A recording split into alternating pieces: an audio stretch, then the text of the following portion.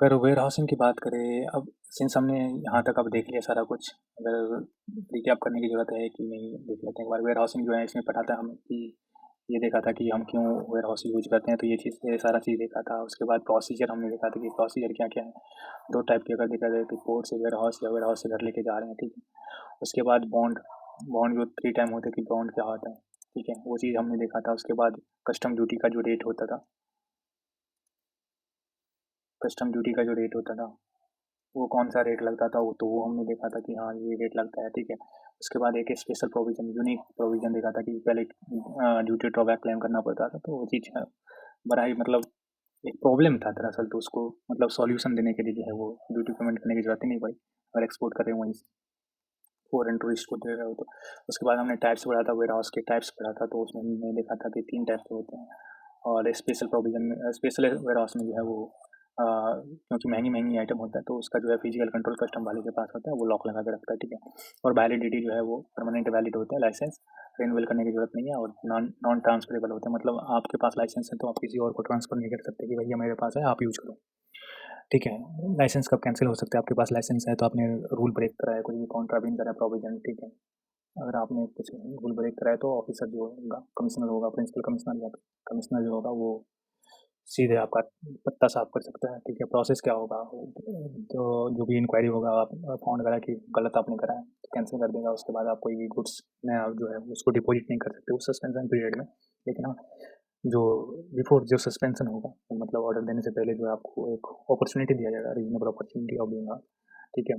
लेकिन उसके बाद भी अगर बात नहीं बनी तो जो है वो 7 दिन आपके पास रहेगा, ठीक है। और अगर एक्सटेंशन कुछ हो गया तो वो तो चलो ठीक है, लेकिन ओवरऑल आपके पास 7 दिन का टाइम रहेगा कि या तो आप शिफ्ट कर लो कोई अनदर वेयरहाउस में, या फिर गुड्स क्लियर कराओ होम कंजम्पशन के लिए, एक्सपोर्ट के लिए। कंजम्पशन होम कंजम्पशन के लिए जाओगे तो आपको जो है ड्यूटी पेमेंट करना पड़ेगा, एक्सपोर्ट करोगे तो ऑब्वियस सी बात है आपको ड्यूटी पेमेंट करने की जरूरत नहीं पड़ेगी।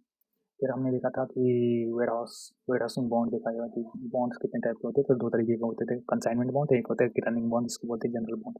तो कंसाइनमेंट बॉन्ड जो होते हैं वो स्पेसिफिक बॉन्ड होते हैं, ठीक है, स्पेसिफिक शिपमेंट के लिए या स्पेसिफिक पीरियड के लिए होता है कि हाँ भैया इतने कंटेनर इतने शिपमेंट आ रहे हैं तो ये बॉन्ड जो है वो उसके रिगार्डिंग है। दूसरा होता है रनिंग बॉन्ड। रनिंग बॉन्ड बड़े मतलब इस टाइप के होते हैं कि इस पीरियड में जो है अप्रैल में आ रहे हैं, इस पीरियड में जितने भी मतलब शिपमेंट हमारे आएंगे ना, जितने भी ऑल इम्पोर्ट है उसके लिए है। तो उसके लिए होता है कि एक अकाउंट मेंटेन करना पड़ता है, ठीक है। एक रनिंग अकाउंट मेंटेन करना पड़ता है कि या तो सिंपल सी बात है, अगर इम्पोर्ट हो रहा है, ठीक है, कोई शिपमेंट आ रहा है, या तो वेयर हाउस में जाएगा या क्लियर होगा, दो ही चीज़ होगा। तो जो वेयर हाउसिंग में जाएगा उसको डेबिट करते हैं, अगर क्लियर करा है, क्लियर या तो होम कंजम्पशन के लिए जा रहा है या एक्सपोर्ट कर रहा है तो उसको क्रेडिट करते हैं। तो बॉन्ड की रिक्वायरमेंट ऑलरेडी हमने देख लिया कि 3 गुना होते हैं। उसके बाद हमें एग्री करना पड़ता है इम्पोर्टर को कि हाँ ये चीज़ है, due to interest final penalty, उस तरीके से कहते हैं 1, 2 और 3, मतलब 3 टाइम में पेमेंट करना पड़ेगा। और इससे बात नहीं बनता था, एडिशनली हमें सिक्योरिटी देना पड़ता है, कोई गारंटी देना पड़ता है ताकि हम भागे नहीं। और वो हमारे ऊपर दबाव बनाना चाहता है कि मतलब यू कांट एस्केप, ठीक है, ड्यूटी से आप भाग नहीं सकते। दूसरा रहता है कि आपने गुड्स ट्रांसफर करा, ठीक है, आपने गुड्स अगर शिफ्ट करा है एक वेयर हाउस से दूसरे वेयर हाउस से, फिर तो कोई ज़रूरत नहीं है, आपके पास जो बॉन्ड ओरिजिनली आपने बनाया है वो वही वैलिड रहेगा। लेकिन आपने गुड्स ही बेच दी किसी और को, तो फिर तो आप जो नया मालिक होगा ना जिसको आपने बेचा है उसको जो है फ्रेश बॉन्ड जो है वो एग्जीक्यूट करना पड़ेगा। और ओरिजिनल बॉन्ड जो होगा जो आपने बनाया होगा वो तो ऑटोमेटिक जो है वो इनवैलिड हो जाएगा, ठीक है। अब अपन देखेंगे कि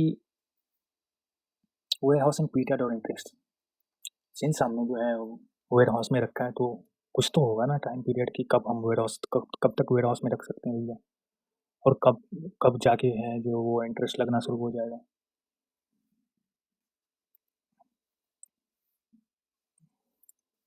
तो जैसे ही आपने 3 गुना बॉन्ड जो है एग्जीक्यूट करा है, ठीक है, प्रॉपर ऑफिसर जो है वो ऑर्डर जो है वो पास करेगा कि आप जो है कुछ डिपॉजिट कर सकते हो वेयर हाउस में। बॉन्ड आपने 3 गुना जैसे ही और सिक्योरिटी जैसे एग्जीक्यूट करा, तो प्रॉपर ऑफिसर जो है वो ऑर्डर पास करेगा, ठीक है आप डिपॉजिट कर दो, मतलब वेयर हाउस में जाके। क्या हो सकता है, मतलब कैसे हो सकता है, या तो ऑर्डर दरअसल कैसे हो सकता है, या तो इलेक्ट्रॉनिक या फिजिकल, ठीक है।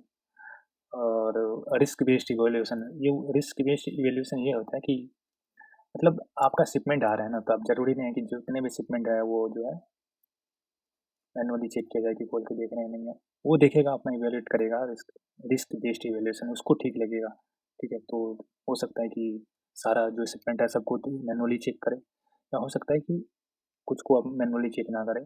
उसकी ये कंप्लीट डिस्कशन है उसकी, मतलब रिस्क इवैल्यूएशन कि अब उसको लग रहा है कि चलो कोई रिस्क नहीं है तो कोई बात।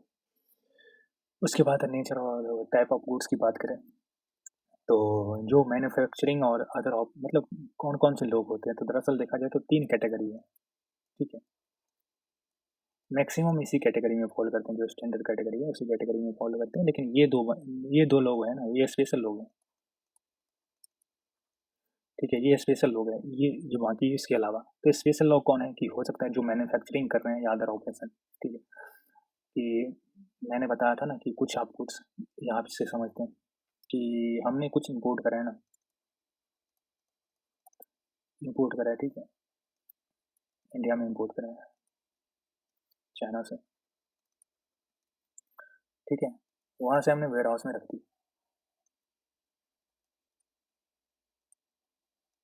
वेयर हाउस में कुछ कुछ हमने इंपोर्ट करा, वहाँ से वेयर हाउस में रखी।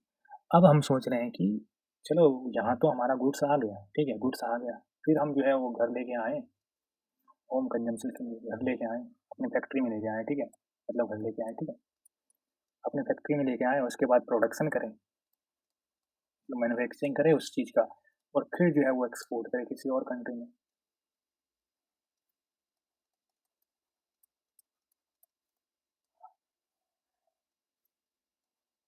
किसी फॉरेन कंट्री में अपन एक्सपोर्ट करें। तो देखो ये बड़ा मतलब एक देखा जाए तो ऐसा हो गया ना कि वेयर हाउस में लेके आए, जैसे ही हम यहाँ पे होम कंजम्पशन के लिए जाएंगे,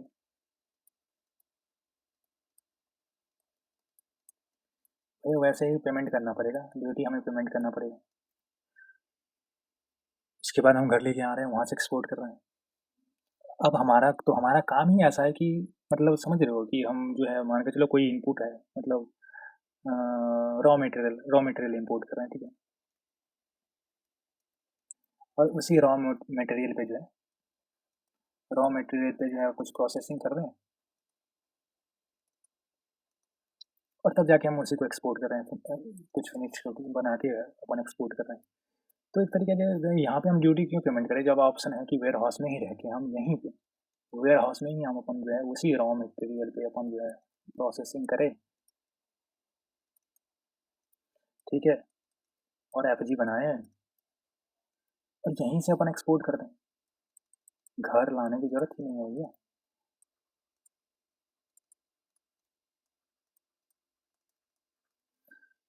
अब यहाँ से हम वेयर हाउस में आए, यहीं से हमने एक्सपोर्ट कर दिया, हमने मतलब मैन्युफैक्चरिंग करके यहीं से हमने एक्सपोर्ट कर दिया। अब सिंस हमने होम कंजम्पशन के लिए गया ही नहीं, ठीक है, तो हमें ड्यूटी पेमेंट करने की जरूरत नहीं, हमने यहाँ पे इंपोर्ट करा है ना, तो हमें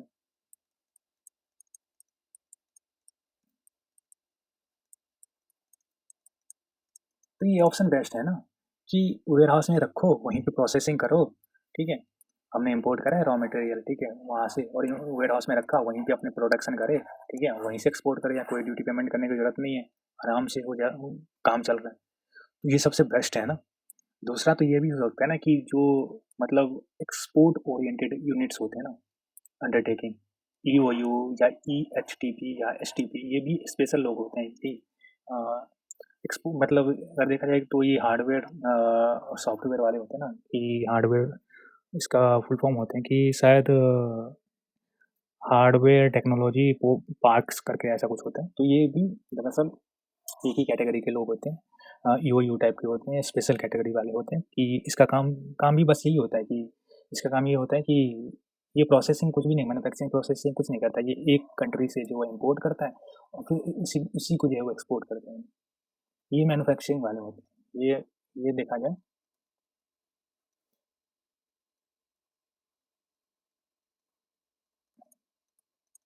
ये मैन्युफैक्चरिंग वाले बंदे होते हैं कि इसको तो है वो फर्दर प्रोसेसिंग भी करना होता है, ठीक है, फर्दर प्रोसेसिंग भी करना होता है, और जो है वो फिर जाके वो एक्सपोर्ट करता है। लेकिन दूसरे टाइप का बंदा होता है,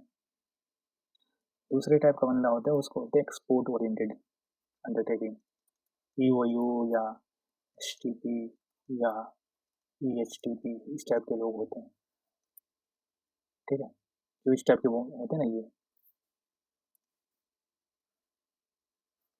दूसरा मैन्युफैक्चरिंग वाले।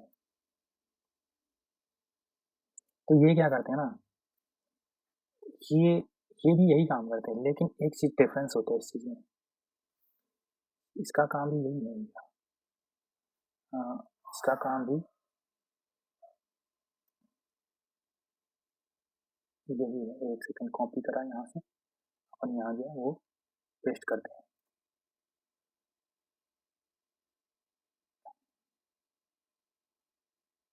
इसका काम भी यही है, लेकिन ये पता है ये क्या क्या नहीं करता है। इसका काम क्या होता है, इसका काम ये होता है कि ये कुछ मैन्युफैक्चरिंग नहीं करता, ठीक है।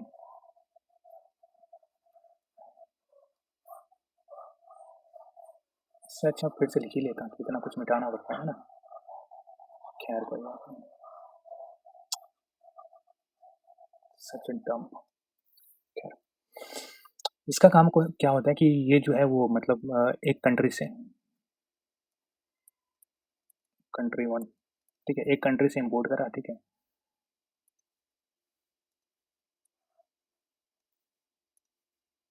एक कंट्री से गुड्स इंपोर्ट करा, ठीक है, आया, उसके बाद जो है वो एक्सपोर्ट कर देता है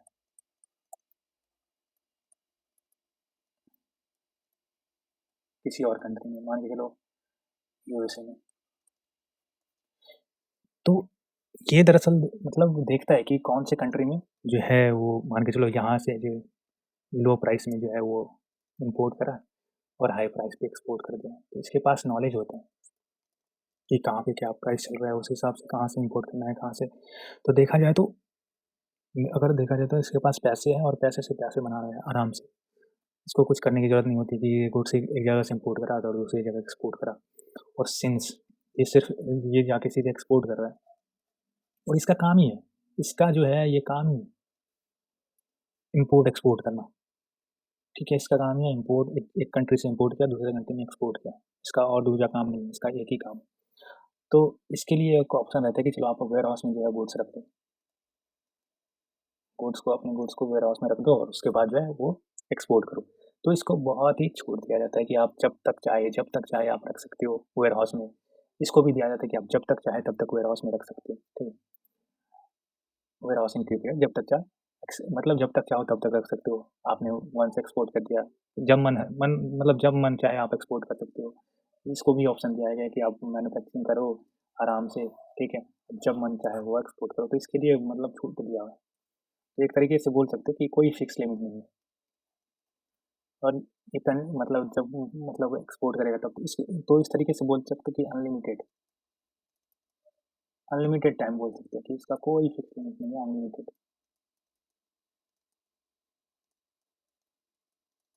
जब तक मन हो तब तक रखो।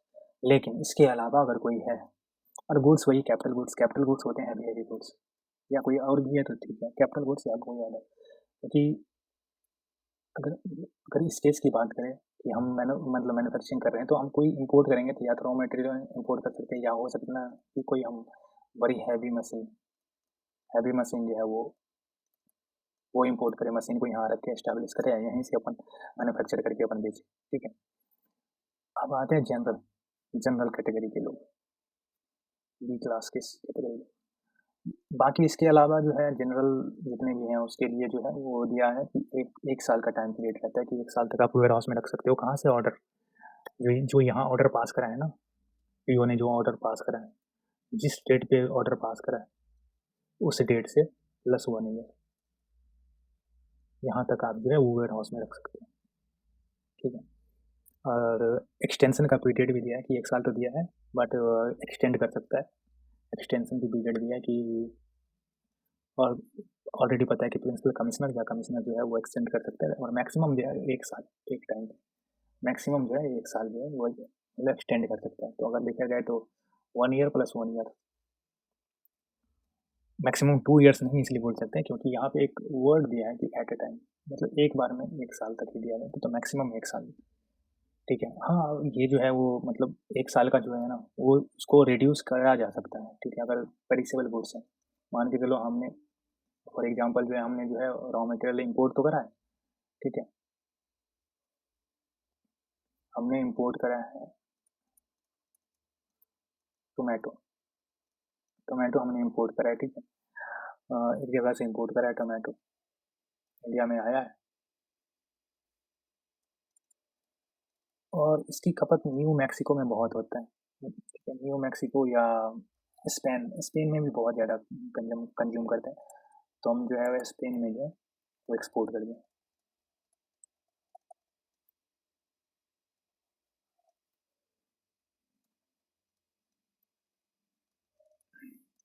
तो सिंस टोमेटो है ना, टोमेटो का लाइफ मतलब लाइफ साइकिल बहुत कम होता है, उसका पेरिसेबल गुड्स होते थे, तो उसको ज़्यादा आप बोल दें कि क्या चलो 1 साल तक रख लो टमाटर, तो वो टमाटर ऑलरेडी केचप बन जाएगा, ठीक है।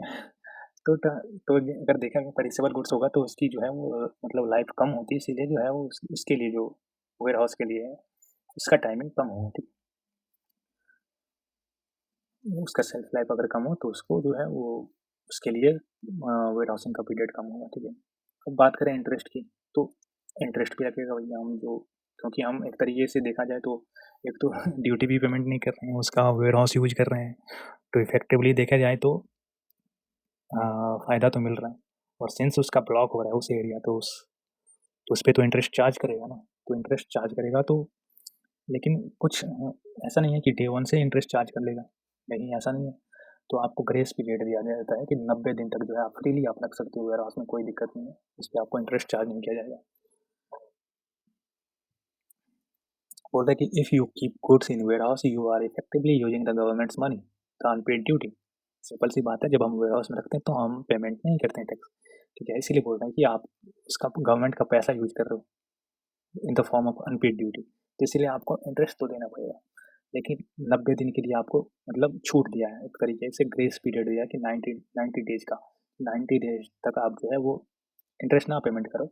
उसके अलावा अगर कुछ भी आप रख रहे हो तो फिर उसके ऊपर जितना भी डेट बन रहा है उस पर आप इंटरेस्ट पेमेंट करो। मान के चलो आपने आपने 120 दिन जो है वो रखा, तो 90 डेज माइनस कर देगा, ठीक है।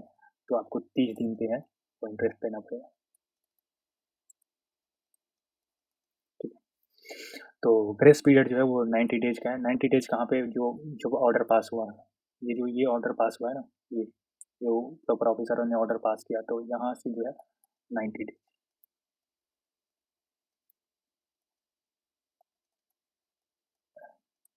इंटरेस्ट। तो 90 दिन तक आपको कोई इंटरेस्ट लगेगा नहीं, और उसके जैसे ही 90 डेज क्रॉस हुआ उसके वैसे ही आपको जो है 15% पर एनम जो है आपको मतलब इंटरेस्ट देना पड़ेगा। लेकिन जो मैन्युफैक्चरिंग यूनिट्स होते हैं ना, मैन्युफैक्चरिंग यूनिट्स, उसको इंटरेस्ट नहीं देना पड़ता है। मैन्युफैक्चरिंग यूनिट्स बोल दो या एक्सपोर्ट ओरिएंटेड यूनिट से भी बोल सकते हो, ठीक है। तो उसको जो है वो इंटरेस्ट पेमेंट करने की ज़रूरत नहीं होती है। उसका रीज़न है कि उसको तो ड्यूटी ही पेमेंट करने की ज़रूरत नहीं पड़ती है।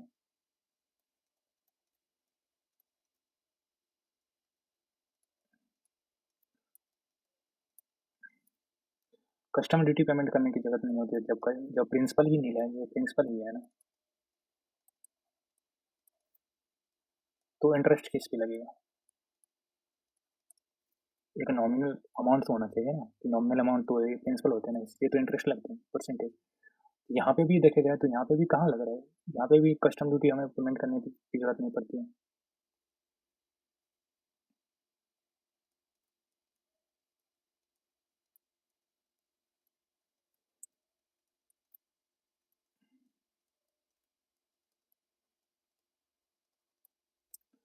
ठीक है।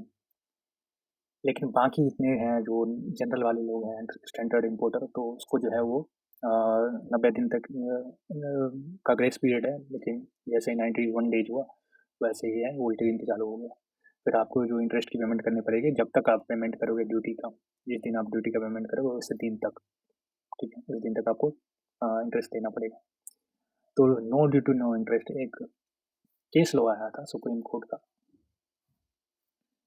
प्रतिभा प्रोसेसर्स वर्सेस यूओआई करके। तो उसमें जजमेंट यही निकला कि इंटरेस्ट जो है वो इंटरेस्ट, स्वाभाविक बात है कि इंटरेस्ट जो है वो प्रिंसिपल है तभी इंटरेस्ट, अगर प्रिंसिपल नहीं है तो इंटरेस्ट भी कैसे हो सकता है? ठीक है, इंटरेस्ट जो है वो कंपनसेटरी है, अगर प्रिंसिपल मतलब कस्टम ड्यूटी अगर जीरो है तो पेमेंट इंटरेस्ट भी ऑब्वियस सी बात है जीरो ही होगा। ठीक है, तो इसीलिए बोल रहा है कि अगर अगर कस्टम ड्यूटी नहीं लग रहा है तो आपको इंटरेस्ट भी नहीं लगेगा। ठीक है, if you store goods for 200 date but then re export, मतलब वही जो ये लोग हुए हैं ना, ये इंपोर्ट करते हैं, ठीक है, और उसके बाद एक्सपोर्ट कर देते हैं। ठीक है, प्रोसेस करके एक्सपोर्ट कर देते हैं, ये भी जो है एक्सपोर्ट कर देते हैं, तो पेमेंट करने की जरूरत ही नहीं पड़ती, तो ड्यूटी लगता ही नहीं है, तो इंटरेस्ट भी नहीं लगेगा। No interest, no duty, no interest. ठीक है, री एक्सपोर्ट कर दिया, मैन्युफैक्चर करके एक्सपोर्ट कर दिया, तो सिंस ड्यूटी अगर नील है तो इंटरेस्ट भी है वो भी नील होगा। ठीक है, इवन दो 90 डेज क्रॉस करेगा तो। ठीक है, इवन दो ये शेड पास 90 डेज, क्योंकि उसके लिए तो वैसे भी टैक्स नहीं लगता है, तो इसलिए डीम्ड इम्प्रॉपर रिमूवल, ये भी बहुत अच्छा कंसेप्ट है। Improper removal, what's happen if you forget your goods in the warehouse and permitted period 1 year plus extension expire, ऐसा भी तो हो सकता है ना, ये और अच्छा कॉन्सेप्ट है कि हमने जो है वो गुड्स इंपोर्ट किया। ठीक है, गुड्स हमने इंपोर्ट किया चाइना से। ठीक है, हमने वेयर हाउस में रखा, एक साल, एक साल का हमें मतलब मिलता है, हमें हमें कुछ एक्सटेंशन भी मिल गई, फिर भी हम वेयर हाउस का यूज़ कर रहे हैं, फिर भी हम वेयर हाउस का यूज़ कर रहे हैं भैया, क्यों? ड्यूटी तो हमें पेमेंट करना पड़ेगा ना किसी ना किसी चीज़ पे। वन एक साल दिया, मान के चलो 6 महीने का एक्सटेंशन दिया था, वो भी क्रॉस कर दिया, ये भी एक्सपायर हो गया, तो सिंस अब ड्यूटी तो पेमेंट करना पड़ेगा। तो कौन सा डेट होगा, कौन सी डेट पे जो कौन सी डेट को अपन कंसिडर करेंगे, क्योंकि custom rate of custom duty, ये भैया कौन सी डेट को लेंगे, कौन सी डेट, डेट क्या होगा, कौन सी डेट वाली डेट लेंगे, तो ये सवाल उठता है। तो जिस दिन ये एक्सपायर्ड करेगा ना, ये वेयर हाउसिंग का पीरियड प्लस एक्सटेंशन हमने दिया है, तो जिस दिन वो डेट एक्सपायर करेगा उस दिन जो भी रेट होगा,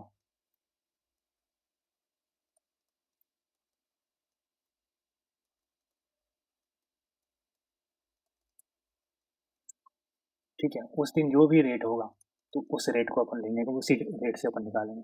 तो बहुत अच्छा कॉन्सेप्ट है, बहुत ही सिंपल है। तो बोल रहा है कि अगर हम मान के चलो वो एक्सपायर करा, ठीक है, जो परमिटेड पीरियड था चाहे 1 ईयर प्लस हमने हमारा कुछ एक्सटेंशन मतलब मांगा था कि हाँ 6 महीने और दे दो, तो 6 महीने और उसने ग्रांट कर दिया, वो भी एक्सपायर कर दिया, फिर भी हमने वहाँ से रिमूव नहीं किया गया, तो उसको बोलेगा कि आपने रिमूव कर दिया, इम्प्रॉपरली रिमूव करा। रिमूव मतलब रिमूव प्रॉपर नहीं हुआ, उसको इम्प्रॉपर डीम्ड मान लिया जाता है कि आपने जो है वहाँ से रिमूव कर लिया, क्योंकि वो जितना आपको परमिटेड पीरियड था वो एक्सपायर कर गया, तो आपको जो है वो ड्यूटी पेमेंट करना पड़ेगा, यू मस्ट पे ड्यूटी। कौन से रेट पे, तो जो वेयर हाउसिंग का पीरियड होगा ना, जहाँ से जिस डेट को एक्सपायर करा था उस डेट को, note the date you finally pay और date of the demand notice, सिर्फ और सिर्फ इसी डेट को होगा, ये ध्यान रखना, जिस डेट को होगा। ऐसा नहीं कि आप मान के चलो ये है मतलब एक्सपायर करा, मान के चलो 26 अगस्त, 26 अगस्त को जो है वो मतलब ये डेट एक्सपायर करा, मतलब 26 डेट वाले दिन जो भी रेट होगा, मान के चलो उस दिन 15% का रेट था। ठीक है, आप जो है वो ड्यूटी पेमेंट कर रहे हो मान के चलो 2 अक्टूबर को, गांधी जयंती दिन बोल रही थी, इस दिन ही मैं पेमेंट करूँगा, तो आप बोल रहे हो कि इस दिन तो ड्यूटी का मतलब 10% ही है भैया, कस्टम ड्यूटी हम तो 10% से पेमेंट करना पड़ेगा, नहीं आपको 15% से पेमेंट करना पड़ेगा, क्योंकि यहाँ पे जो है ये मान लिया जाएगा।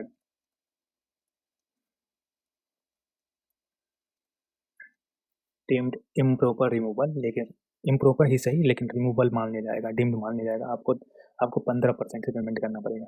ठीक है, भले ही अब मान के चलो आप 2 अक्टूबर को पेमेंट कर रहे हो और उस दिन जो है वो रेट जो है वो मान के चलो जो है वो 30% है, कोई बात नहीं है, 30% हो 50% हो कुछ भी नहीं, आपको ये रेट पेमेंट करने की जरूरत नहीं है, आपको 15% की रेट से पेमेंट करना पड़ेगा। ठीक है, जिस दिन एक्सपायर करा है उसी दिन, तो ये कॉन्सेप्ट है। आपने सामान इम्पोर्ट करा है, आप उसका मालिक हो, तो आपके पास कोई कुछ तो हक होना चाहिए। आप किस चीज़ के हकदार हो, ठीक है? आपका सामान है, तो आपके पास तो कुछ हक होना चाहिए। You are the owner of the goods. तो बोल रहा है कि आपके पास टाइटुलर राइट्स है।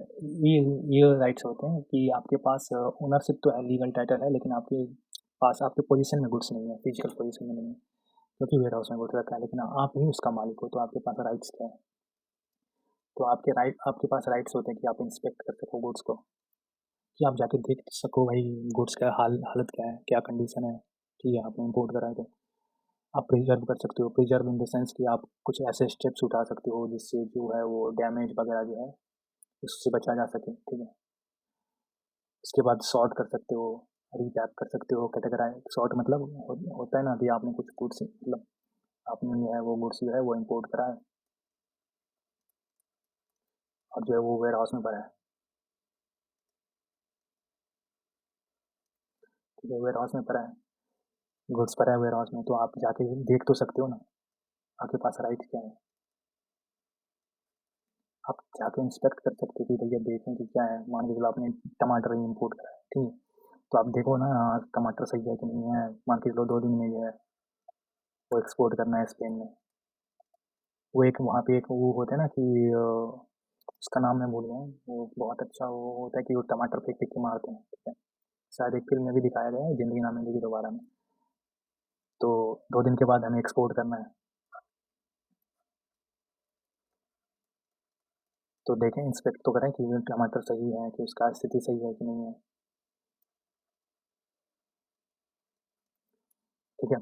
उसके बाद अगर मान के चलो देख रहे हैं कि नहीं टमाटर की स्थिति थोड़ी-सी मतलब नाज़ुक स्थिति हो रही है, तो कुछ ऐसा करें ताकि जो है वो सही सलामत कुछ अगर उसके कोई लिक्विड या कुछ ऐसा डालना पड़े कि जिससे जो है वो डैमेज ना हो, ठीक है? तो वो काम कर सकते हैं। उसके बाद सॉर्ट कर सकते हैं। सॉर्ट मतलब रीपैक वगैरह कर सकते हैं भैया, क्योंकि भेजना भी है, तो रीपैक करेंगे उसको, अच्छे से पैकिंग करेंगे और फिर उसके बाद ऐसा भी हो सकता है कि चलो वहाँ से स्पेन से जो एक्सपोर्टर है मतलब इम्पोर्टर है, स्पेन वाले बंदे हैं, ये आया है देखने के लिए, भैया देखें, वो देख सकता है। या कोई और है, कोई और भी आ सकता है, कोई और सेलर आ सकता है, बायर सॉरी, कोई और बायर हो सकता है। यू आर द सेलर ना, आपके पास गुड्स है, पोटेंशियल बायर बोल सकते हैं कि हो सकता है उसको सामान अच्छा लगे तो बाय कर ले। पोटेंशियल बायर बोल सकते हैं कि वो जो है वो देखने के लिए आया कि तो उसको आप दिखा सकते हो, क्योंकि आपका तो काम ही है कि उस गुड्स को बेचना, तो आप दिखा सकते हो कि ये गुड्स पड़ा है इस कंडीशन में, इसका ये प्राइस है, देख सकते हो। तो आप जो है पोटेंशियल बायर को आप लेके आ सकते हो वेयर हाउस में और उसको जो है वो दिखा सकते हैं, ठीक है? तो ये भी जो है एक तरीके से ये थ्योरी में जो है कभी-कभी एग्ज़ाम क्वेश्चन में मैंने देखा है, 1-2 बार आया हुआ है कि ये पार्ट, बस इतना सा पार्ट, ये 4 राइट्स हैं ना ये इम्पोर्टेंट एक तरीके से। और ये भी एक तरीके से मतलब कहीं अगर कहीं बीच में अगर 1-2 पॉइंट है तो कन्क्लूजन पॉइंट है, इन द सेंस कि ये आ सकता है। ये इंटरेस्ट का पीरियड है, आपको ये ध्यान रखना पड़ेगा कि 90 डेज़ होता है और 90 डेज़ का आपको ग्रेस पीरियड मिलता है और जैसे ही 90 डेज़ क्रॉस होता है तो आपको until the date of duty ये चीज़ आपको याद रखनी होती है।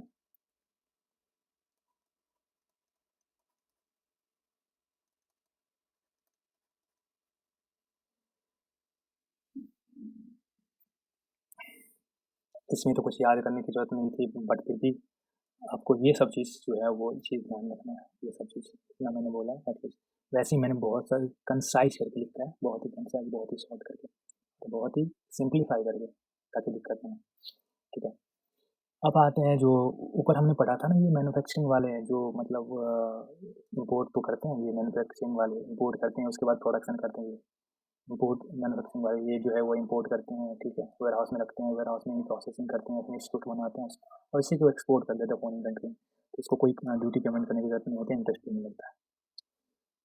तो इसी की बात कर रहा है कि हम जो मैन्युफैक्चरिंग कर रहे हैं ना वेयर हाउस में, उसके लिए ये प्रोविजन है सेक्शन 65 66। तो ये एक तरीके से इम्पोर्टेंट है।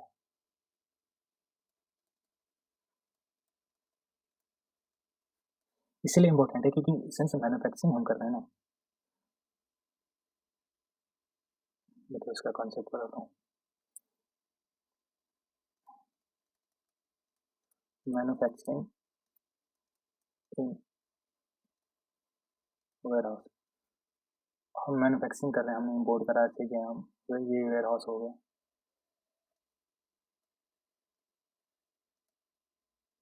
यहाँ पे हम कुछ मैन्युफैक्चरिंग कर रहे हैं, ठीक है, कुछ मशीन लगा के अपन मैन्युफैक्चरिंग कर रहे हैं। तो जब हम मैन्युफैक्चरिंग करेंगे तो लाजमी सी बात है कुछ ना कुछ वेस्टेज वेस्टेज वगैरह आएगा, ठीक है, स्क्रैप कुछ निकलेगा, ठीक है। फिनिश गुड्स बनाते वक्त कुछ ना कुछ मतलब मैन्युफैक्चर करेंगे या प्रोसेसिंग करेंगे, तो उस टाइम जो है तो वेस्ट और scrap is the part of process, मतलब प्रोसेसिंग मैन्युफैक्चरिंग। आप कुछ मैन्युफैक्चरिंग करेंगे तो वेस्टेज आना है, लाजमी सी बात है, वो वेस्टेज और स्क्रैप आना ही आना है। उसके बाद आप जो है उसी प्रोसेस करने के बाद जो है वो आप एक्सपोर्ट कर देते हैं, फॉरेन कंट्री में आप एक्सपोर्ट कर देते हैं।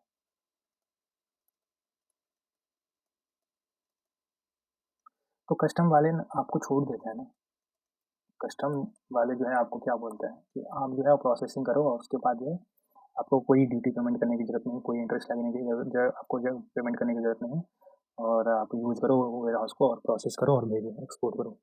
तो सिंस आपको ये बेनिफिट्स दे रहा है तो ये भी बोल रहा है कि आप ये जो कोई भी इशू नहीं है, आपने इम्पोर्ट करा है, आपने इम्पोर्ट करा है, इम्पोर्ट करके आपने जो है वो वेयर हाउस में रखा है, कोई बात नहीं, आप एक्सपोर्ट करो, आप फिनिश गुड्स जो है एक्सपोर्ट कर रहे हो।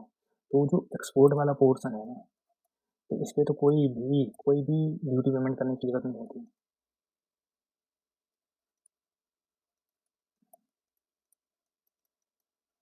कोई ड्यूटी पेमेंट करने की ज़रूरत नहीं होती। लेकिन व्हाट अबाउट स्क्रैप और वेस्टेज? ये तो आप एक्सपोर्ट थोड़ी कर रहे हो। ये तो पार्ट ऑफ द प्रोसेस है, मैन्युफैक्चरिंग करोगे तो ये निकलेगा ही, वेस्टेज और स्क्रैप निकलेगा ही। आप तो एक्सपोर्ट कर रहे हो, एफजी एक्सपोर्ट कर रहे हो, जैसे आपको कोई ड्यूटी पेमेंट करने की ज़रूरत नहीं है। But what about scrap? आप इस स्क्रैप को या तो आप घर लेके आ सकते हो, दो ही काम होगा ना, या तो आप उस घर लेके आ जाओ, अपने घर लेके आ जाओ, या दूसरा क्या हो सकता है, इसको डिस्ट्रॉय कर दो, आग लगा दो भैया।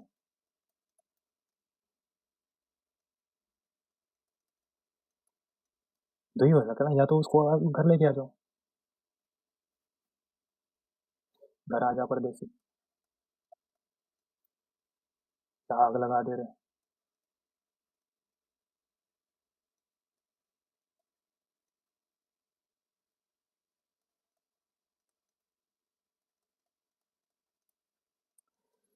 ठीक है, उस वेस्टेज का काम दो ही है, या तो आप उसको घर लेके आ जाओ या आप उस वेस्टेज को जो है वो डिस्ट्रॉय कर दो।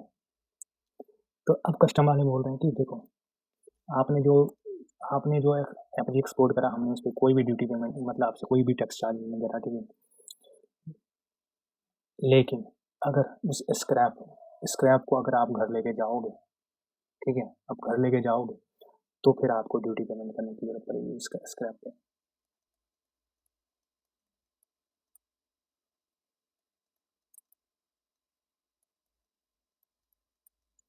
जितना लेके जा रहे हो,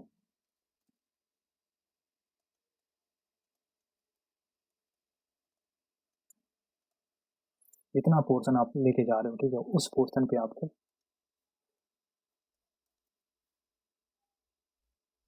आपको ड्यूटी पेमेंट करने की जरूरत पड़ेगी। मान के चलो आपने जो है वो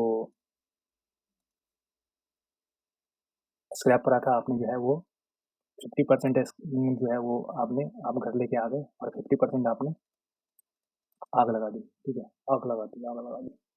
तो आपने आग लगा दी ना, जब आग ही लगा दी, जब आपने आग लगा दी तो फिर बोल रहे कस्टमर वाले बोल रहे हैं जब आग ही लगा दिया भैया,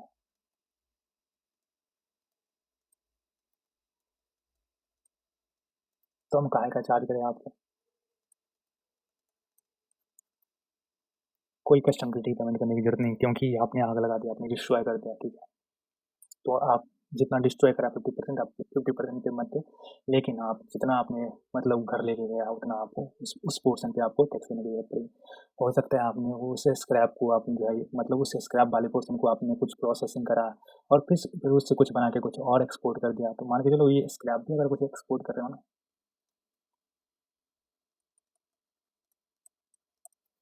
मान के चलो पाकिस्तान को भेज दिया, पाकिस्तान को आपने स्क्रैप भेज दिया, चलो ये स्क्रैप का काम करेगा, कुछ ना कुछ तो बना ही लेगा वो, ठीक है। तो बोल रहा है कि कोई बात नहीं, फिर भी आप कस्टम ड्यूटी पेमेंट मत करो क्योंकि आपने एक्सपोर्ट कर दिया ना।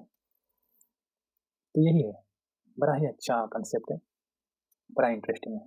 तो देखो क्या है, ये जो मैन्युफैक्चरिंग वाले कि आपने कुछ इंपोर्ट करा है, जो मैन्युफैक्चरिंग होती है कि अब हमने ऑलरेडी प्रोसेस देख लिया, बहुत आसान था कि इंपोर्ट करा है, ठीक है, हमने वेयर हाउस में मैन्युफैक्चर करा और ठीक है, और अगर एक्सपोर्ट करा तो कोई पेमेंट करने की जरूरत नहीं होती। लेकिन अगर हमने अगर होम कंजम्पशन यानी इंडियन मार्केट में अब हमारा एंटर करा तो हमको उस पार्ट पे जो है वो कस्टम ड्यूटी पेमेंट करना पड़ता है।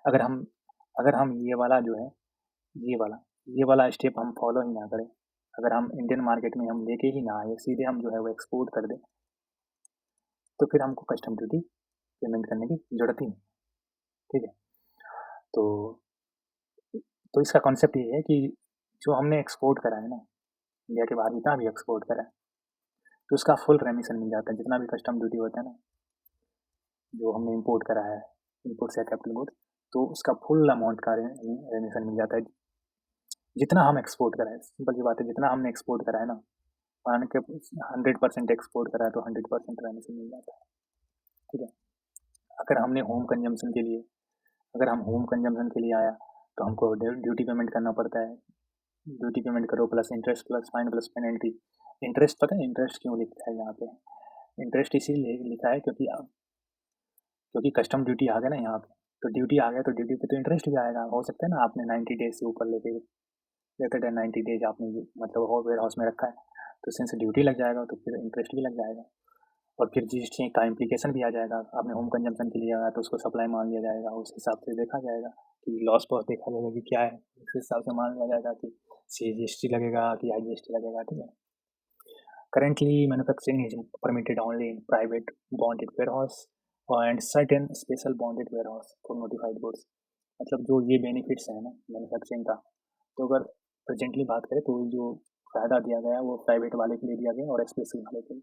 जो हमने ऊपर पढ़ा था ना कि private warehouse, public warehouse और स्पेशल वेयर हाउस, तो ये बेनिफिट्स दरअसल दिया गया है। ये बेनिफिट्स उसी के लिए कि अडानी अडानी टाइप के लोग जो है तो उसके लिए ही है।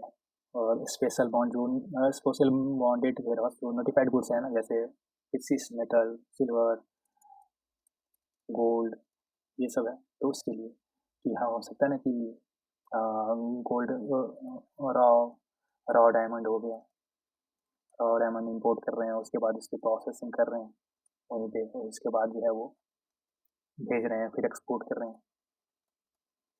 तो जो प्रेसियस मेटल जो है ना नोटिफाइड गुड्स जो गोल्ड से बड़े थे, तो उसके लिए ये ऑप्शन है। लेकिन अब जो वेस्ट और रिफ्यूज जो स्क्रैप वगैरह है ना, ये रिफ्यूज कुछ नहीं है, रिफ्यूज का मतलब होता है स्क्रैप।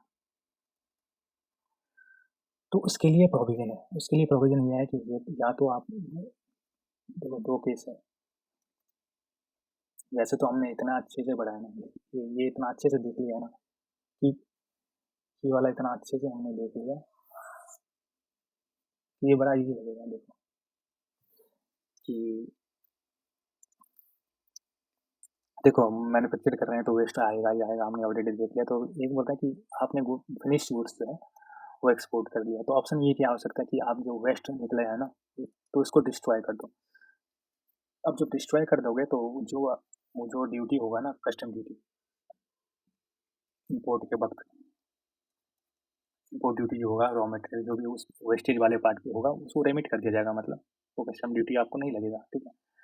लेकिन अगर आपने उस वेस्टेज को रिटेन करा, मतलब घर लेके आ गए, तो आपको उस पार्ट पे आपने डिस्ट्रॉय नहीं करा तो उस पार्ट पे आपको कस्टम ड्यूटी पेमेंट करने की जरूरत पड़ेगी, ठीक है। और प्लस से इंटरेस्ट जो लगेगा वो भी अलग से।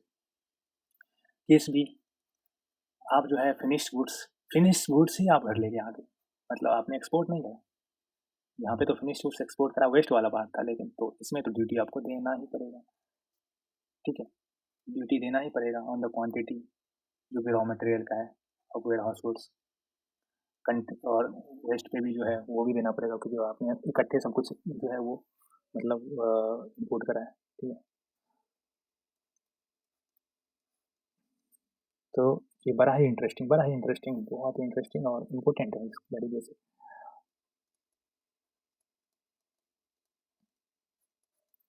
ठीक है, एक दो क्वेश्चन देखने को मिलेगा तुमको इस टाइप के।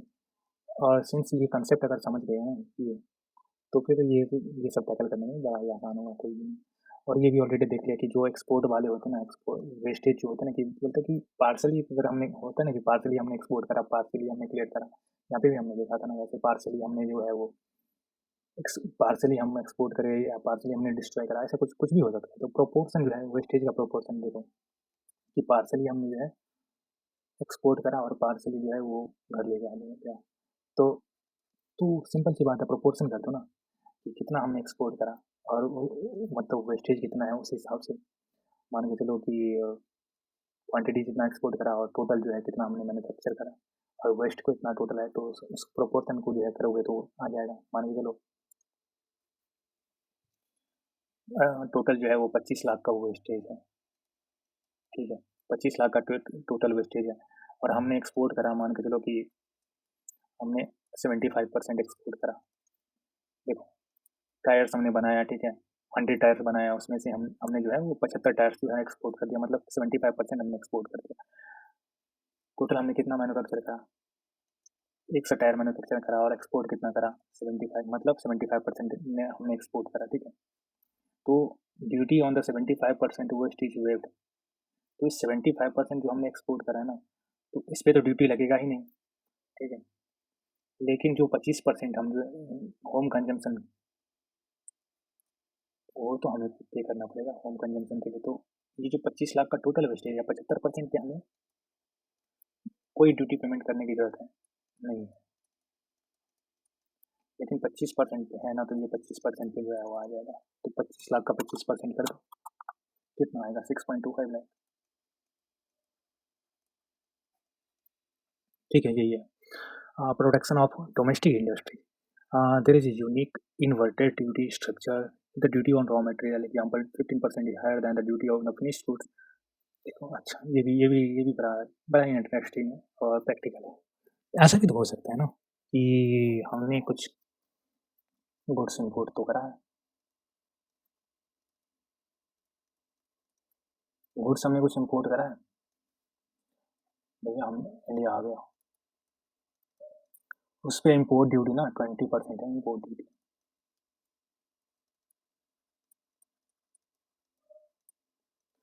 उसको हमने, ठीक है, इम्पोर्ट ड्यूटी है, हमें पता है कि इम्पोर्ट ड्यूटी तो लगना ही नहीं, क्योंकि हम वेयर हाउस में प्रोडक्शन करेंगे अपन, ठीक है, प्रोडक्शन करेंगे और उसके बाद देखेंगे। बट जो एक्सपोर्ट करेंगे ना,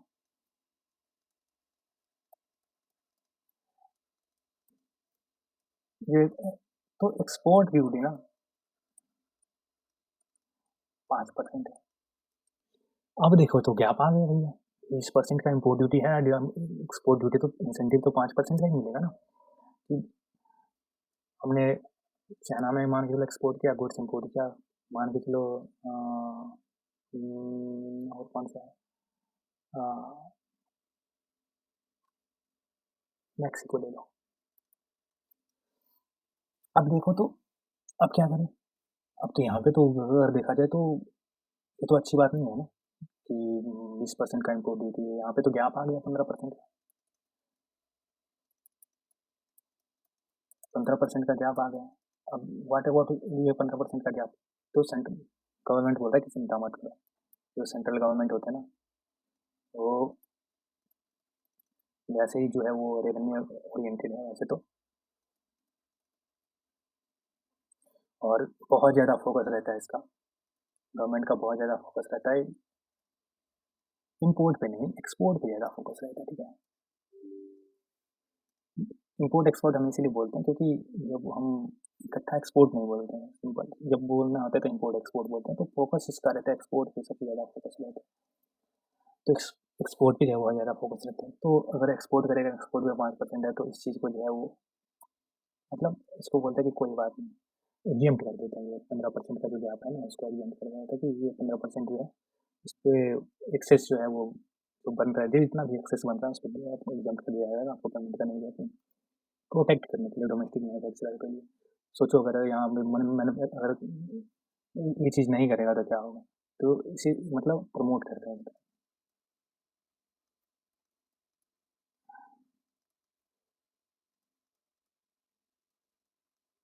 ठीक है, प्रमोट बोल सकते हो, प्रोटेक्ट बोल सकते हैं।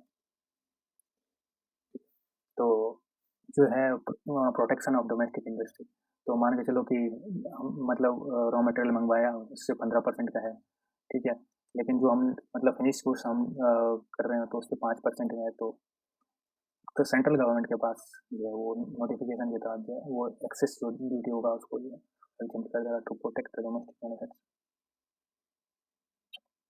दरअसल मैंने जो बोला है ना वो एक्सपोर्ट का बोल रहे हैं ना, तो एक्सपोर्ट तो वैसे ही एग्जेम्प्ट होता है, तो तुम इसको ऐसे समझ सकते हो कि मान के चलो हमने मैन्युफैक्चर करा और इसको डायरेक्ट हम जो है वो डोमेस्टिक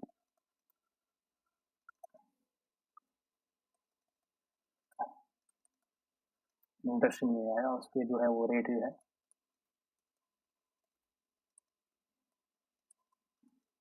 5%। फॉर एग्जाम्पल हमने पेपर जो है, हाँ पेपर पे ज़्यादा हो गया, पेपर पे तो कोई है नहीं, फॉर एग्जाम्पल के लिए तरह रखते हैं, पेपर हमने करा उस पर लिए हैं और उसको हमने कुछ नोटबुक बना के दे दी,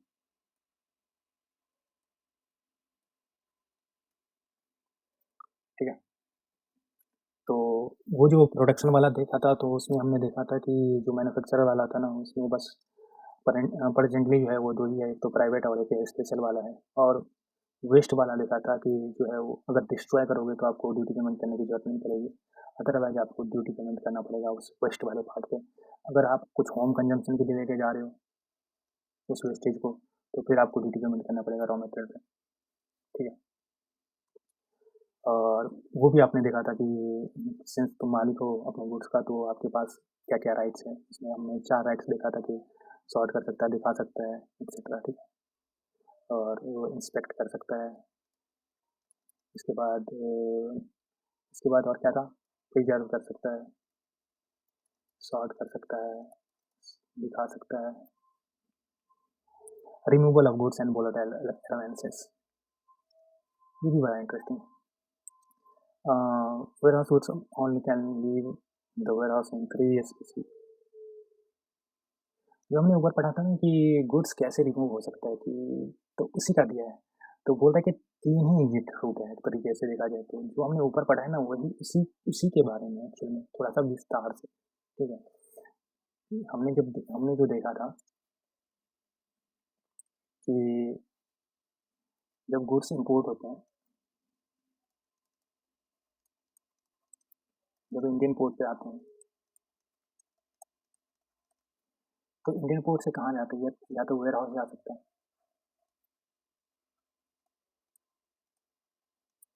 या आप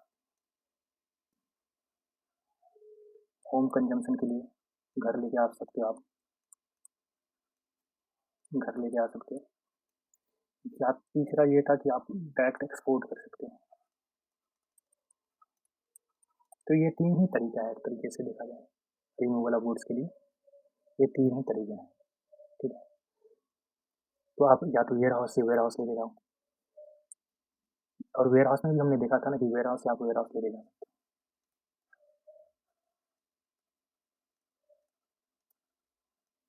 शिफ्ट करने के लिए हो सकता है लाइसेंस कैंसिल हो जाए किसी वजह से, आप इस वेयर हाउस में ना रखिए किसी और वेयर हाउस में रखना चाहते हो तो वो भी पास वाले वेयर हाउस में, तो ये चीज़ तो बोल रहा है कि जो गुड्स का रिमूवल होगा ना, वेयर हाउस गुड्स, इसको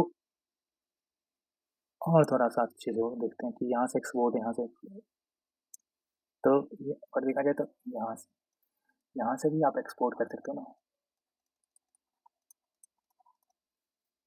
और यहाँ से भी आप होम कंजम्पशन लेके जा सकते हो।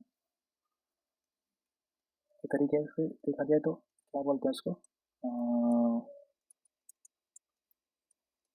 ट्री, क्या बोलते हैं, ट्री वाइज बोलते हैं, डिसीजन ट्री या कुछ हायरार्की टाइप बन गया ना एक तरीके से देखा जाए तो। देखो हमने इंपोर्ट करा, पोर्ट पे आया, इंडियन पोर्ट पे आया, तो हो सकता है कि पोर्ट से डायरेक्ट हम एक्सपोर्ट कर दें, या हो सकता है हम वेयर हाउस में रख दें,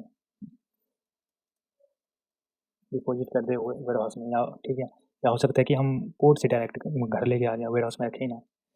अगर वेयर हाउस में रखे तो वेयर हाउस से रिमूव कर कब कर सकते हैं, या तो हम डायरेक्ट वेयर हाउस से एक्सपोर्ट कर दें, या वेयर हाउस से हम शिफ्ट करा दें दूसरे वेयर हाउस में, या वेयर हाउस से जो है हम घर लेके आ जाए। वाह। तो उसी तरीके 3 तरीका दिया है, 3 रूट दिया है कि आप या तो एक वेयर हाउस से दूसरा वेयर हाउस लेके जाओ, या फिर आप होम कंजम्पशन के लेके जाओ, या एक्सपोर्ट करो। तो इसलिए बोल रहा है कि जब आप वेयर हाउस से दूसरे वेयर हाउस लेके जाओगे ना, तो जो प्रॉपर ऑफिसर होगा ना, आप वेयर हाउस से दूसरे वेयर हाउस लेके जा रहे हो, ड्यूटी तो पे करते नहीं हो, क्योंकि वेयर हाउस से जब मतलब घर लेके जाते हो होम कंजम्पशन के लिए, तभी ड्यूटी पेमेंट करना पड़ता है। तो प्रॉपर ऑफिसर का परमिशन चाहिए, प्लस वो जो है वो लॉक लगा के रखेगा, वन टाइम लॉक, कि चोरी वगैरह ना हो जाए, रास्ते से आप गायब कर दिए हो गुड्स, ठीक है, तो वो जो लॉक लगा के रखेगा कि रेवेन्यू प्रोटेक्ट करने के लिए, क्योंकि अगर उसमें से अगर कुछ भी चोरी हुआ तो उतने पार्ट पे तो मतलब नुकसान हो जाएगा ना ड्यूटी का उसका। हालांकि ऐसा होता नहीं है, ठीक है, और जो मतलब जैसे ही मतलब वो डेस्टिनेशन पे पहुंचेगा, ठीक है, आपको जो है वो प्रूफ ऑफ अराइवल जो है प्रोवाइड करना पड़ेगा यहाँ पे। जब आप शिफ्ट करोगे ना, तो पीओ का परमिशन लगेगा।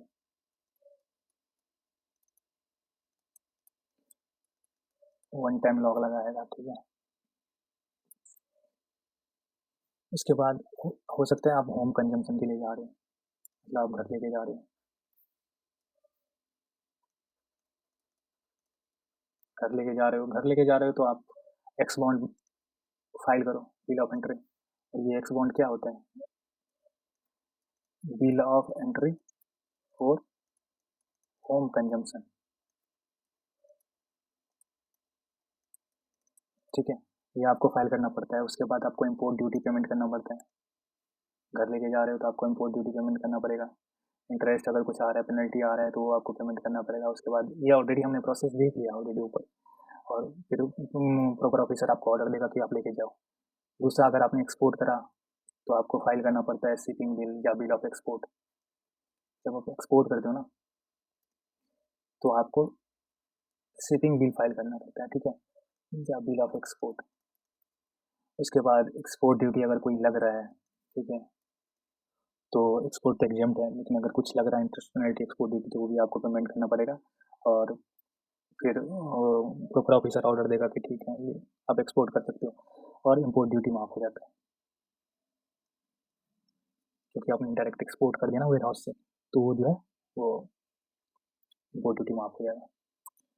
ये तो ऑलरेडी हमने देख लिया, लेकिन इसमें एक अच्छा पार्ट है कि रीलिंक्विशमेंट ऑफ टाइटल, इसको बोलते हैं कि सिंस हम मालिक हैं ना उस गुड्स का, तो हम गिव अप कर रहे हैं, वो टाइटल छोड़ रहे हैं, तो उस केस के लिए। तो clearance of for home consumption process यही है कि जब हम पेमेंट करते हैं, ठीक है, ड्यूटी वगैरह पेमेंट करते हैं, तो प्रॉपर ऑफिसर जो है वो क्लियरेंस ऑर्डर देता है। फिजिकल हो सकता है या इलेक्ट्रॉनिक हो सकता है, तो क्लियरेंस ऑर्डर देता है, ठीक है, आप लेके जा सकते हो। तो आप क्या कर सकते हो, आप you can give up the goods to custom at any time before the clearance order is pass to avoid paying penalty. अच्छा देखो, ये बड़ा इंटरेस्टिंग है। ये क्या है कि हम्म, कि ये वेयर हाउस है, ठीक है, कस्टम वाले यहाँ बैठे हैं,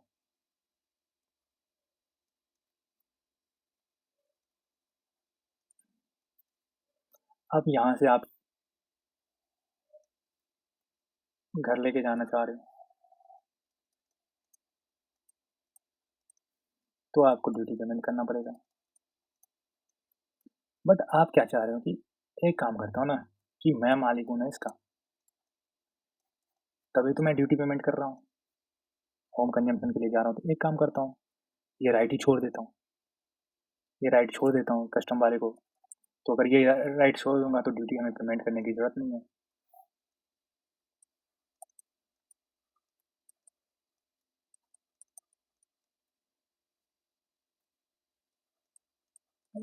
ऑनरशिप टाइटल जैसे ही हम ये करेंगे तो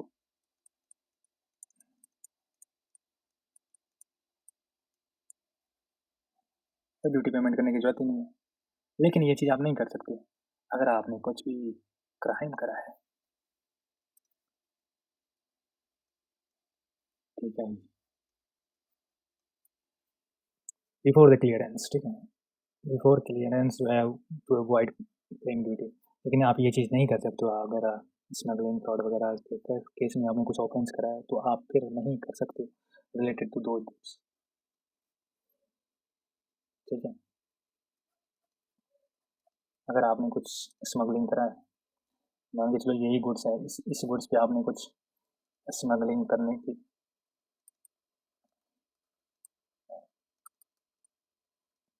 करा है, फिर आप नहीं ले सकते, फिर आपको ड्यूटी पेमेंट करना पड़ेगा।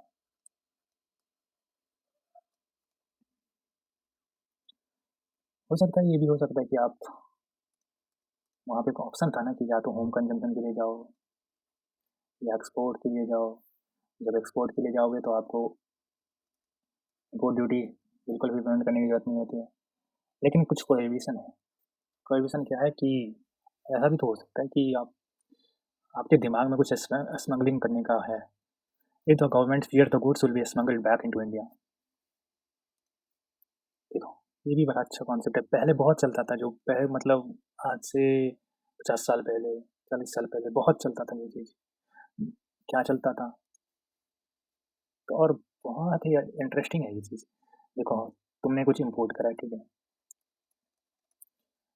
इम्पोर्ट करा चाइना से, चाइना से तुमने इम्पोर्ट करा, ठीक है, इंडियन पोर्ट पे आया, इंडियन पोर्ट से वेयर हाउस में गया,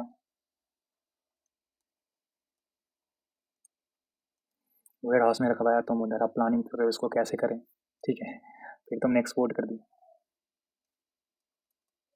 एक्सपोर्ट कर दी।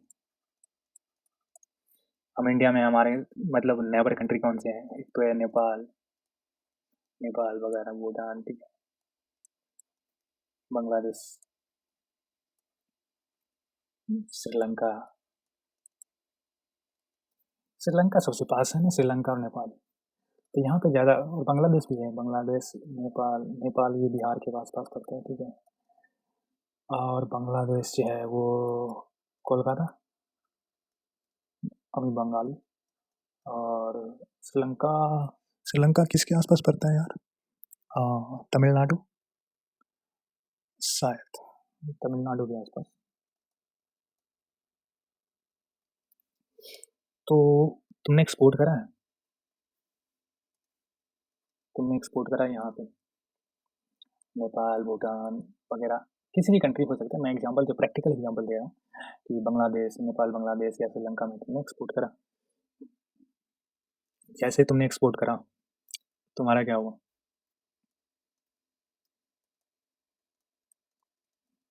इम्पोर्ट ड्यूटी माफ हो गया,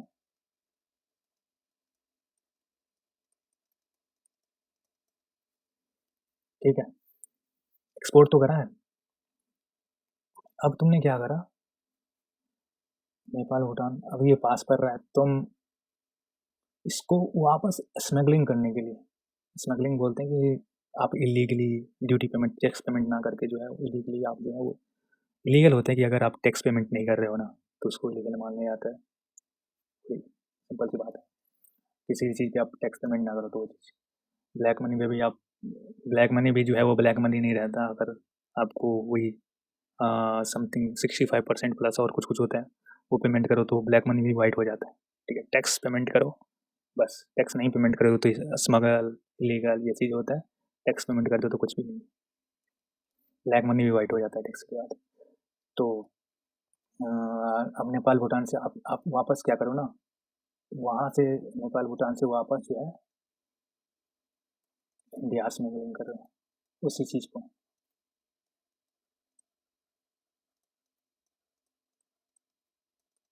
पहले होता था, बहुत होता था। अभी भी होता है कि होता होगा, होता है। अभी भी कहीं कहीं बहुत जगह पकड़ाता है ना, इसीलिए तो अभी भी होता है। आप वापस से स्मगलिंग कर रहे हो, तो इसी का प्रोविजन है ये चीज़, कि इस चीज़ की प्रोहिबिशन है कि आप अगर मान के चलो कि कुछ अगर गवर्नमेंट को अगर अंदाज़ा लग गया कि उसको डर लग रहा है कि ये साला फिर से स्मगल बैक करेगा, स्मगल इंडिया में लेके आएगा, ठीक है, किसी और के रास्ते, ठीक है, नेपाल भूटान बाई लैंड, कि ये लेके तो जा रहे हैं, गवर्नमेंट को डर लग रहा है कि ये साला आराम नहीं करेगा, कुछ ना कुछ तो करेगा ही। तो अगर उसको भनक लग गया है कि नहीं स्मगल बैक करेगा, तो फिर आपको जो है ये चीज़ का अलाउ नहीं होगा। आपको जो है वो एक्सपोर्ट तभी कर सकते हो जब आपको ड्यूटी पेमेंट करना पड़ेगा, ठीक है। या फिर कुछ कंडीशन, स्ट्रिक्ट कंडीशन आप पे लगा दिया जाएगा कि ये कंडीशन होना ही चाहिए, ये कंडीशन होना चाहिए, कुछ शर्त रख देगा। तो अगर ऐसा अगर लगेगा उसको कि आप स्मगल कर रहे हो बैक कंडीशन, तो आपको जो है प्रोहिबिट कर दिया जाएगा कि आप जो है एक्सपोर्ट नहीं कर सकते हो।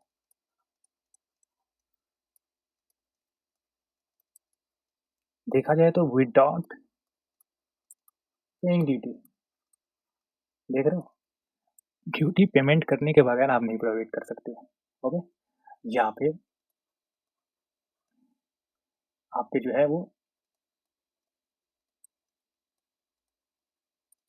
सर्टेन कंडीशन जो है वो थोप दिया जाएगा।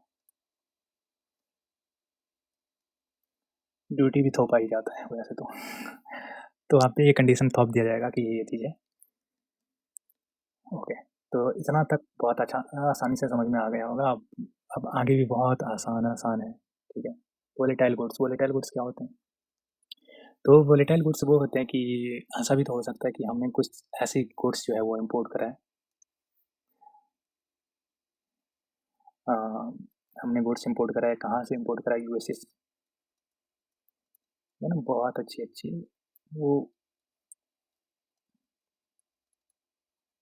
यूएसए में ना बहुत अच्छी अच्छी वो बियर और क्या बोलते हैं उसको वो क्या बोलते हैं, हम्म, चलो लिख देता हूँ, बियर और कुछ वो एक होता है कि बहुत अच्छा फेमस है वहाँ यूएसए में, तो हमने इंडिया में इम्पोर्ट करा, या हो सकता है कुछ लिक्विड हमने इम्पोर्ट करा। उसके बाद इम्पोर्ट करके हमने इंडियन पोर्ट पे आया, वेयर हाउस में रखा गया, उसको वेयर हाउस में रखा गया, डिपोजिट कर दिया गया जो बियर था या लिक्विड का, ठीक है। फिर जो है 20 दिन के बाद, कुछ भी दिन होता है एग्जाम्पल ये, ठीक है, ये सब ये जितना लेता हूँ ना इस साइड, वो सारे एग्जाम्पल ही होते हैं, प्रैक्टिकल एग्जाम्पल होते हैं।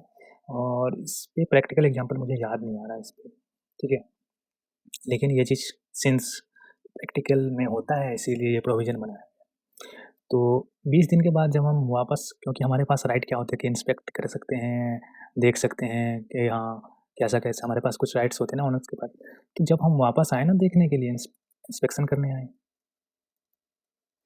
इंस्पेक्शन करने आए हैं ना, तो मान के चलो हम बियर का बोतल मँगवाए थे, 2000 लीटर मँगवाए थे। वाह! 2000 लीटर मँगवाए थे, उसके बाद जब देखें तो पता चला अरे! ये ना 1990 10 लीटर बियर तो गायब है।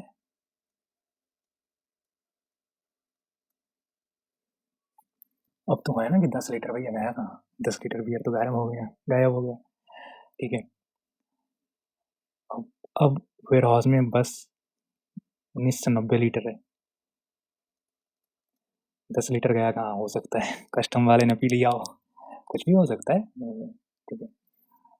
दूसरा कंडीशन ये हो सकता है कि चलो लिक्विड हमने मँगवाया था, कुछ ऐसा लिक्विड मँगवाया था और वो लिक्विड श्रिंक हो गया है, कुछ ऐसा हो गया, कुछ भी हो सकता है।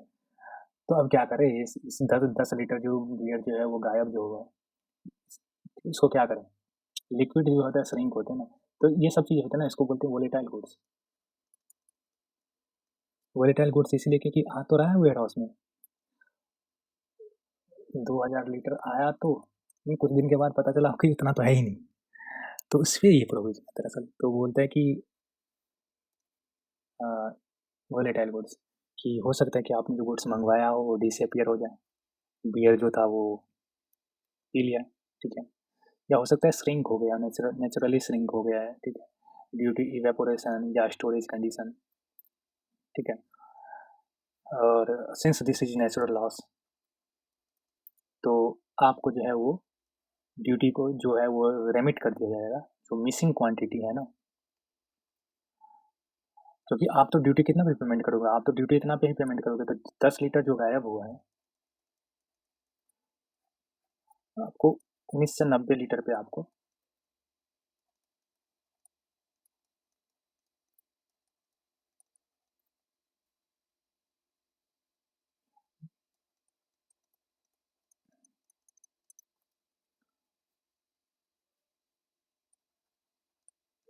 नेचुरली श्रिंक हो गया है या कुछ भी हो सकता है,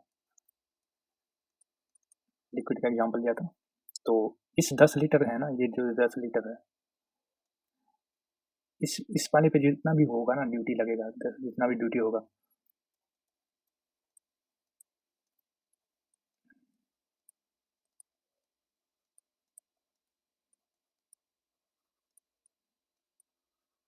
तो वो ड्यूटी आपको रेमिट कर दिया जाएगा कि चलो नहीं, इतना पे ड्यूटी आपको नहीं लगेगा। तो ये बोला कि जो मिसिंग क्वांटिटी है ना, मिसिंग क्वांटिटी, उस पर जो है वो ड्यूटी रिमिट कर दिया जाएगा, और नेचुरल लॉस है तो नेचुरल लॉस का लॉजिक अगर देखें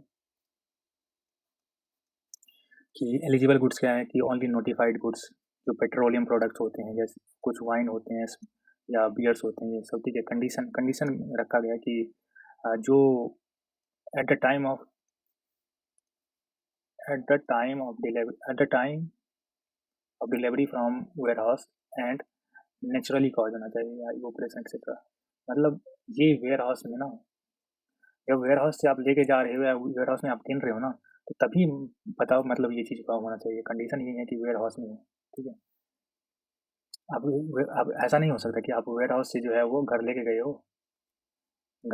हो, अब तब बोल रहे हो कि यहाँ पे तो अब मिसिंग है, तो ये चीज़ नहीं चलेगा, ये अलाउ नहीं होगा, आपको वेयर हाउस में ही देखना पड़ेगा, ठीक है। या वेयर हाउस से लेके जब जा रहे हो ना, तो यहाँ पे देखो, वेयर हाउस पे देखो कि क्या मिसिंग है, नहीं, हाँ मिसिंग है तो ठीक है, जितना मिसिंग है उस पर जो है ड्यूटी लिमिट कर दिया जाएगा।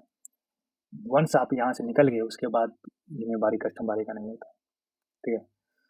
तो जो असिस्टेंट या डिप्टी कमिश्नर होते हैं ना, प्रॉपर ऑफिसर, ये जो प्रॉपर ऑफिसर है ना,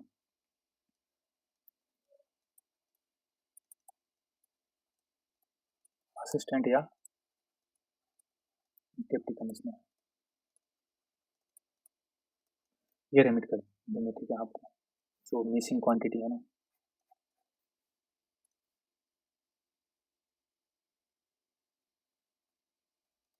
ऑन द मिसिंग क्वांटिटी, तो वो आपको रेमिट कर देंगे, तो आपको टेंशन लेने की जरूरत नहीं है। हाँ, आप बोलोगे कि वाट अबाउट वो 10 लीटर्स, तो वो तो हमारा नुकसान होगा ना, तो हाँ यस, वो नुकसान होगा, लेकिन जो मतलब ड्यूटी लगेगा वो ड्यूटी आपको नहीं लगेगा। तो ये ऑलरेडी मैंने देख लिया कि 1000 लीटर है ना, अब इसमें देखा कि 980 लीटर्स ही है, तो चेक की पेट्रोल इज नोटिफाइड वैल्यूटेबल गुड्स, हाँ ये चीज़ दिखेगा, क्योंकि ये चीज़ है ना नोटिफाइड गुड्स है, तो वो आपको देखना पड़ेगा कि वो नोटिफाइड गुड्स है कि नहीं है, ठीक है। फिर वो नोटिफाइड गुड्स है, तो जो भी लॉस हुआ है, क्या वो नेचुरल लॉस हुआ है, ठीक है, नेचुरल लॉस हुआ है, तो नेचुरल लॉस हुआ है तो उसको आपको रेमिट कर दिया। इम्प्रॉपर रिमूवल हमने देखा था ना, ऊपर ऊपर देखा था कि रिमूवल जो है वो 3 तरीके से ही हो सकता है, ठीक है। उसके अलावा अगर कोई भी रिमूवल हुआ तो उसको इम्प्रॉपर रिमूवल मानते हैं। इम्प्रॉपर रिमूवल हमने एक वो भी देखा था कि एक्सपायर कर जाता है वो warehousing periods, 1 year plus extension, तो उसको भी इम्प्रॉपर रिमूवल मानते हैं। तो रिमूव जो है वो 3 तरीके से ही कर सकते हैं, वो होम कंजम्पशन, एक्सपोर्ट और ट्रांसफर, वे मतलब एक वेयर हाउस से दूसरे वेयर हाउस। इसके अलावा अगर कोई भी है तो उसको इम्प्रॉपर रिमूवल मानते हैं, ठीक है। ऐसा कौन कौन सा केस है जहाँ पे डीम्ड मान लिया जाएगा इम्प्रॉपर रिमूवल?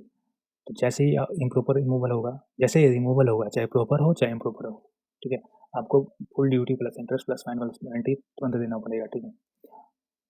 तो कहाँ कहाँ ऐसा केसेस है, कौन कौन से ऐसे केसेस हैं, तो उसकी बात अगर करें तो एक तो या तो आपने कॉन्ट्रावेन करा section 71, moving goods out without a proper bill of entry और ऑर्डर, या एक हमने ये भी देखा था कि एक्सपायर कर गया है warehouse period 1 year plus जो ग्रांटेड एक्सटेंशन था वो जो है वो एक्सपायर कर गया, वो हो सकता है। तीसरा unaccounted goods, if goods covered by bonds are missing, if goods covered by bonds are missing and you cannot explain where they went to the satisfaction of the officers। For example आपने bond बनाया,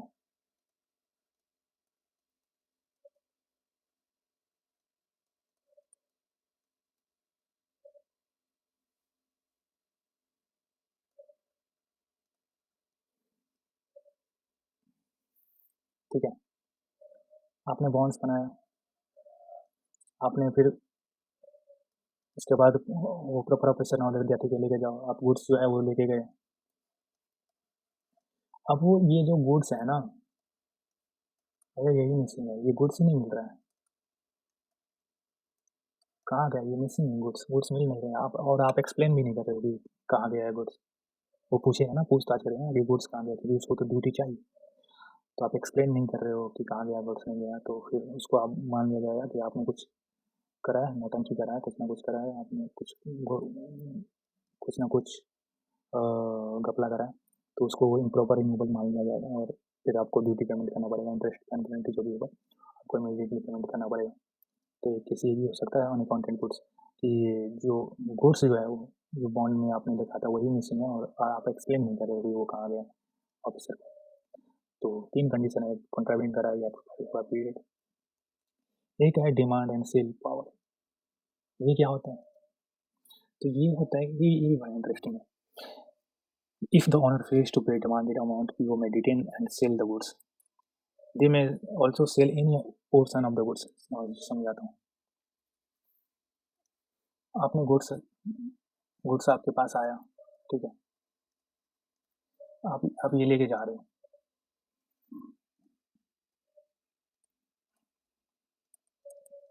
आपको पता है home consumption के लिए जाओगे तो आपको ड्यूटी पेमेंट करना पड़ेगा प्लस इंटरेस्ट जो भी होगा वो आपको पेमेंट करना पड़ेगा, जो भी टोटल ड्यूटी होगा आपको वो पेमेंट करना पड़ेगा, ठीक है। लेकिन आप निकले फकीर कि हम तो फकीर हैं, झोला लेके चल देंगे, आप निकले वो फकीर निकले आप, तो आप क्या करोगे? आप बिना पैसे दिए आप तो लेके नहीं जा सकते गुड्स, तो ऑफिसर ये फकीर से कैसे डील करेगा? बोलेगा चलो डिटेन कर लेगा गुड्स,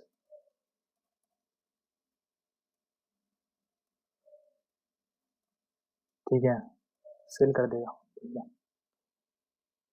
ड्यूटी तो हमको चाहिए ही चाहिए ना, डिटेन करेगा गुड्स और फिर सेल कर लेगा। हो सकता है मान के जो आपने 25 करोड़ का गुड्स मंगवाया था उस पर ड्यूटी बनता है, मान के चलो 5 करोड़ का ड्यूटी बनता है, तो हो सकता है कि हम 5 करोड़ का ड्यूटी बनता है तो हो सकता है वो सिंस उसको 5 करोड़ ही चाहिए ना, तब आपको पोर्शन ऑफ गुड्स जो है वह सेल कर देगा, इतना पोर्शन सेल करेगा ताकि उसका रिकवर हो जाए ड्यूटी,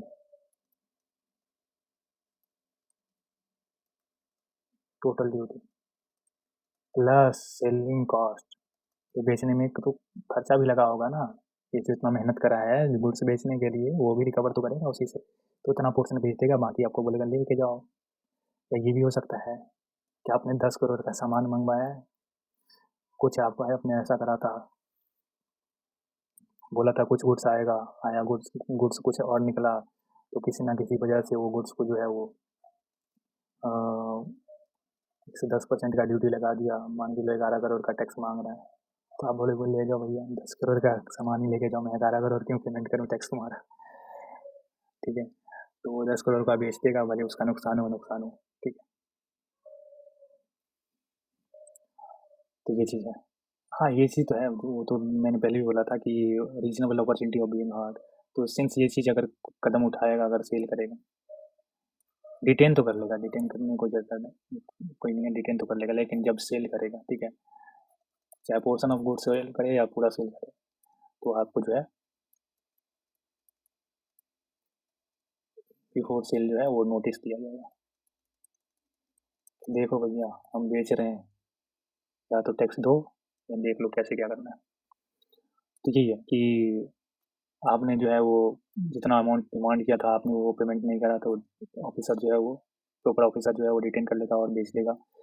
अगर they may sell any other portion of the owner's goods lying in the warehouse to recover the duty, कोई और अगर वेयर हाउस में पड़ा हुआ है, ठीक है, तो वो भी बेच देगा, ठीक है, जितना उसका ड्यू वही कवर करने का है, तो वो चीज़ करेगा।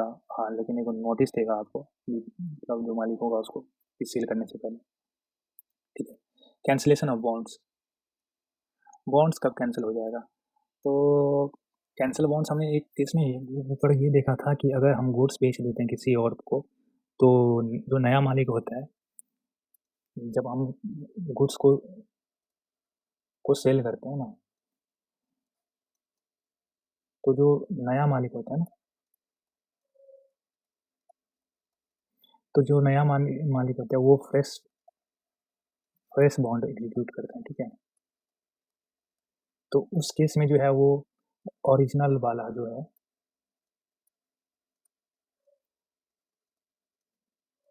इनवैलिड हो जाता है ना, है ना। तो वो, और ये केस हो सकता है ना कि हम मान के चलो कि एक तो केस ये हो गया, लेकिन फिर ये फ्रेश बॉन्ड भी तो एक बॉन्ड ही है, फ्रेश बॉन्ड भी तो एक बॉन्ड है। हमारा बॉन्ड ना इनवैलिड हो गया कि हाँ चलो कोई नहीं, लेकिन ये बॉन्ड कब मतलब कैंसिल होता है, तो इसका होगा कि या तो आप पे करो ड्यूटी, टोटल ड्यूटी जितना भी बन रहा है, जितना भी ड्यूटी है वो पे कर दो, प्लस क्लियर कर दें, ठीक है, तो बॉन्ड इनवैलिड हो जाएगा। तो हमने देखा था जैसे एक्सपोर्ट के केस में होते हैं ना, एक्सपोर्ट के केस में हमें ड्यूटी पेमेंट करने की जरूरत नहीं होती है ना, ठीक है, ड्यूटी पेमेंट करने की जरूरत नहीं है, तो हम डायरेक्ट एक्सपोर्ट कर देते हैं, तो क्लियरेंस उसको मानते हैं ना कि क्लियरेंस, कि हमने एक्सपोर्ट कर दिया, ठीक है। तो ड्यूटी इस केस में हमें पेमेंट करने की जरूरत नहीं है ड्यूटी, तो इस केस में भी बॉन्ड जो है वो कैंसिल हो जाता है ऑटोमेटिक। तो कंडीशन क्या है कि कब बॉन्ड कैंसिल हो जाएगा? All goods must be cleared exported accounted, ठीक है। और हमने जितना भी ड्यूज बन रहा है हमने सारा पेमेंट कर दिया, नहीं ड्यूज बन रहा है तो नहीं पेमेंट किया, सिंपल सी बात। उसमें क्या होगा, proper officer must cancel the bonds, ये एक्चुअल में देखा जाए ना तो ऑटोमेटिक कैंसिल हो जाएगा बॉन्ड।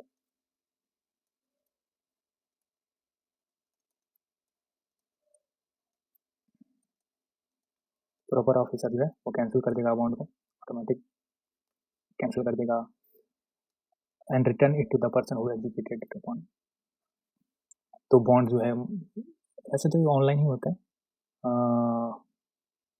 ऑनलाइन ऑफलाइन दोनों होते हैं, ठीक है, फिजिकली भी हो सकता है ऑनलाइन भी हो सकता है। तो बॉन्ड जो है वो जो है वो उसको प्रॉपर ऑफिसर जो है वो कैंसिल करेगा और वो आपको रिटर्न कर देगा ये अपना बॉन्ड, ठीक है। और कस्टडी और रिस्पॉन्सिबिलिटी की बात करें, सिंस हमने वेयर हाउस के बारे में इतना कुछ पढ़ा, ठीक है, इतना कुछ पढ़ा, ड्यूटी वगैरह ये वो this type, but her case में हमने देखा कि एक सबसे बड़ा योगदान किसका रहता है, वेयर हाउस का। तो वेयर हाउस में जो बहुत सारे जो कीपर होंगे, वेयर हाउस अटेंडेंट होते हैं, जो रखवाली करते हैं, इतने सारे लोग होते हैं, तो उसकी भी तो कुछ रिस्पॉन्सिबिलिटी होगी, उसमें बहुत सारे जो लोग रहते हैं उसकी क्या रिस्पॉन्सिबिलिटी होगी, तो वो एक बार देख लेते हैं, थ्योरी है और काफ़ी लॉजिकल भी है। With the shifting towards record-based control, the licensee and the warehouse keepers are now heavily responsible for the safety of the revenue. वो इसीलिए क्योंकि देखो यहाँ से अगर कुछ भी घपला होता है, कुछ भी मतलब इधर उधर होता है, तो ड्यूटी कंप्लीमेंट होगा तो गवर्नमेंट की रेवेन्यू में मतलब वो होगा, और ऊपर से जो इम्पोर्टर है, जो इम्पोर्ट कर रहा है, उसका भी तो है, नुकसान हो रहा है, गुड्स जा रहा है, ठीक है। तो जो हाउसकीपर होता है उसका रोल क्या होता है, तो जो उसका अपॉइंटमेंट होता है कि वो कौन करता है, तो लाइसेंसी, क्योंकि सिंस 3 वेयर हाउस है, 3 टाइप के वेयर हाउस होते हैं, प्राइवेट, पब्लिक और स्पेशल। तो जो लाइसेंसी होगा, जिसका वेयर हाउस होगा, वही तो अपॉइंट करेगा कीपर को, ठीक है। उसका कंट्रोल क्या होता है, अगर पब्लिक और प्राइवेट वेयर हाउस होता है तो हमने देखा कि रिकॉर्ड बेस्ड होते हैं, ठीक है। Bond officer only present for export, जब एक्सपोर्ट होगा तो आएगा बॉन्ड ऑफिसर। बट जो स्पेशल वेयर हाउस होते हैं ना, उसको फिजिकल कंट्रोल में रखा जाता है, कस्टम वाले खुद रखते हैं अपने पर्सनल कंट्रोल में, लॉक लगा के, ठीक है, कस्टम ब्लॉक में लगाते हैं। और you must be present at any move, for any movement, मतलब कुछ भी आप मूव कर रहे हो, कुछ भी मूव कर रहे हो तो प्रॉपर ऑफिसर वहाँ पे प्रेजेंट होना चाहिए, ठीक है।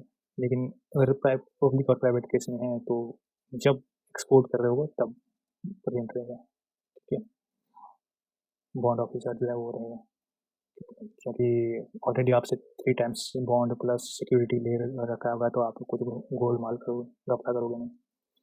और रिकॉर्ड कीपिंग की बात करें तो वो जो है वो मेंटेन करता है कंप्यूटराइज सिस्टम, उसके पास सारा कुछ रिकॉर्ड रहता है कि कहाँ क्या हो रहा है, क्या रिसीट है, क्या हैंडलिंग है, क्या कहाँ से क्या रिमूव हो रहा है, कितना है वेयर हाउस में पड़ा हुआ है, सब कुछ का रिकॉर्ड रहता है, ठीक है। प्रिजर्वेशन मतलब कब तक जो है वो प्रिजर्व करके रख सकते हैं जो रिकॉर्ड्स हैं ना, जो यहाँ पे रिकॉर्ड्स हम रख रहे हैं, तो कब तक, चाहे फिजिकल हो चाहे डिजिटल हो, कब तक रख सकते हैं, तो 5 साल from the date of remove. जब वेयर हाउस से निकल लग गया ना गुड्स, तब से लेके 5 साल तक जो है वो रिकॉर्ड मेंटेन करना पड़ता है। लाइसेंसी का लायबिलिटी क्या होता है, goods are removed improperly, the licensee is personally liable to. देखो लाइसेंसी मतलब जिसका मतलब गोडाउन रहता है, तो गोडाउन, गोडाउन का ओनर, वेयर हाउस बोल लो, वेयर हाउस, ठीक है। तो जो लाइसेंसी होगा था उसका लायबिलिटी क्या होगा, अगर कुछ भी हमने पढ़ा था ना इम्प्रॉपर रिमूव, अगर कुछ भी ऐसा हो कि कॉन्ट्राबिन करा, कुछ भी ऐसा, कुछ बिना ड्यूटी पेमेंट करे कुछ भी इम्प्रॉपर रिमूवल होगा, तो लाइसेंसी जो है वो पर्सनली लायबल होगा कि सारा ड्यूटी पेमेंट करो, इंटरेस्ट पेनल्टी जितना हो रहा है टोटल ड्यूटी, तो सारा पेमेंट करो। और ये this is independent of any action taken against the owner of the goods. Goods का मालिक भी तो होगा, वो भी तो कुछ एक्शन लेगा भैया, टेकन अगेंस्ट द ओनर है मतलब गुड्स के मालिक के। अच्छा, अब समझ में आया, ये चीज़ और समझाता हूँ, थोड़ा सा इंटरेस्टिंग है। वेयर हाउस में हमने गुड्स रखा, ठीक है, वेयर हाउस का मालिक जो लाइसेंसी है या ओनर ऑफ वेयर हाउस, ठीक है, हमने वेयर हाउस गुड्स रखा, और ये ना प्रॉपर ऑफिसर आया, उसने चेक करा वेयर हाउस में, और पता चला वो गुड्स ही मिसिंग है भैया,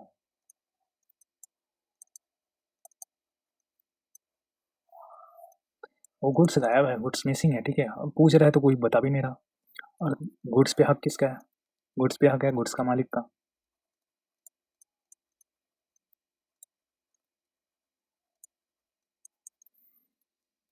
वेयर हाउस पे किसका हक है, वेयर हाउस का मालिक का। अब प्रॉपर ऑफिसर बोल रहे हैं हम तो सलाह भेजे थे इसको वेयर हाउस में रखने के लिए, अब वेयर हाउस से गुड्स मिसिंग है, प्रॉपर ऑफिसर को चाहिए क्या, ये टोटल ड्यूटी कहाँ गया, जो टैक्स होगा, कस्टम ड्यूटी, इंटरेस्ट, पेनल्टी, ठीक है, ये सब जो है वो सब चाहिए इसको, ऑफिसर को, कस्टम वाले को। बोल रहा है ये किससे लूँगा मैं, यहाँ तो गुड हमें तो ड्यूटी चाहिए। तो ये बोलेगा कि जो वेयर हाउस वाले होंगे ना लाइसेंसी, जिनसे इसके यहाँ आएगा तो बोलेगा ये टोटल ड्यूटी तो तुमसे चार्ज करूँगा,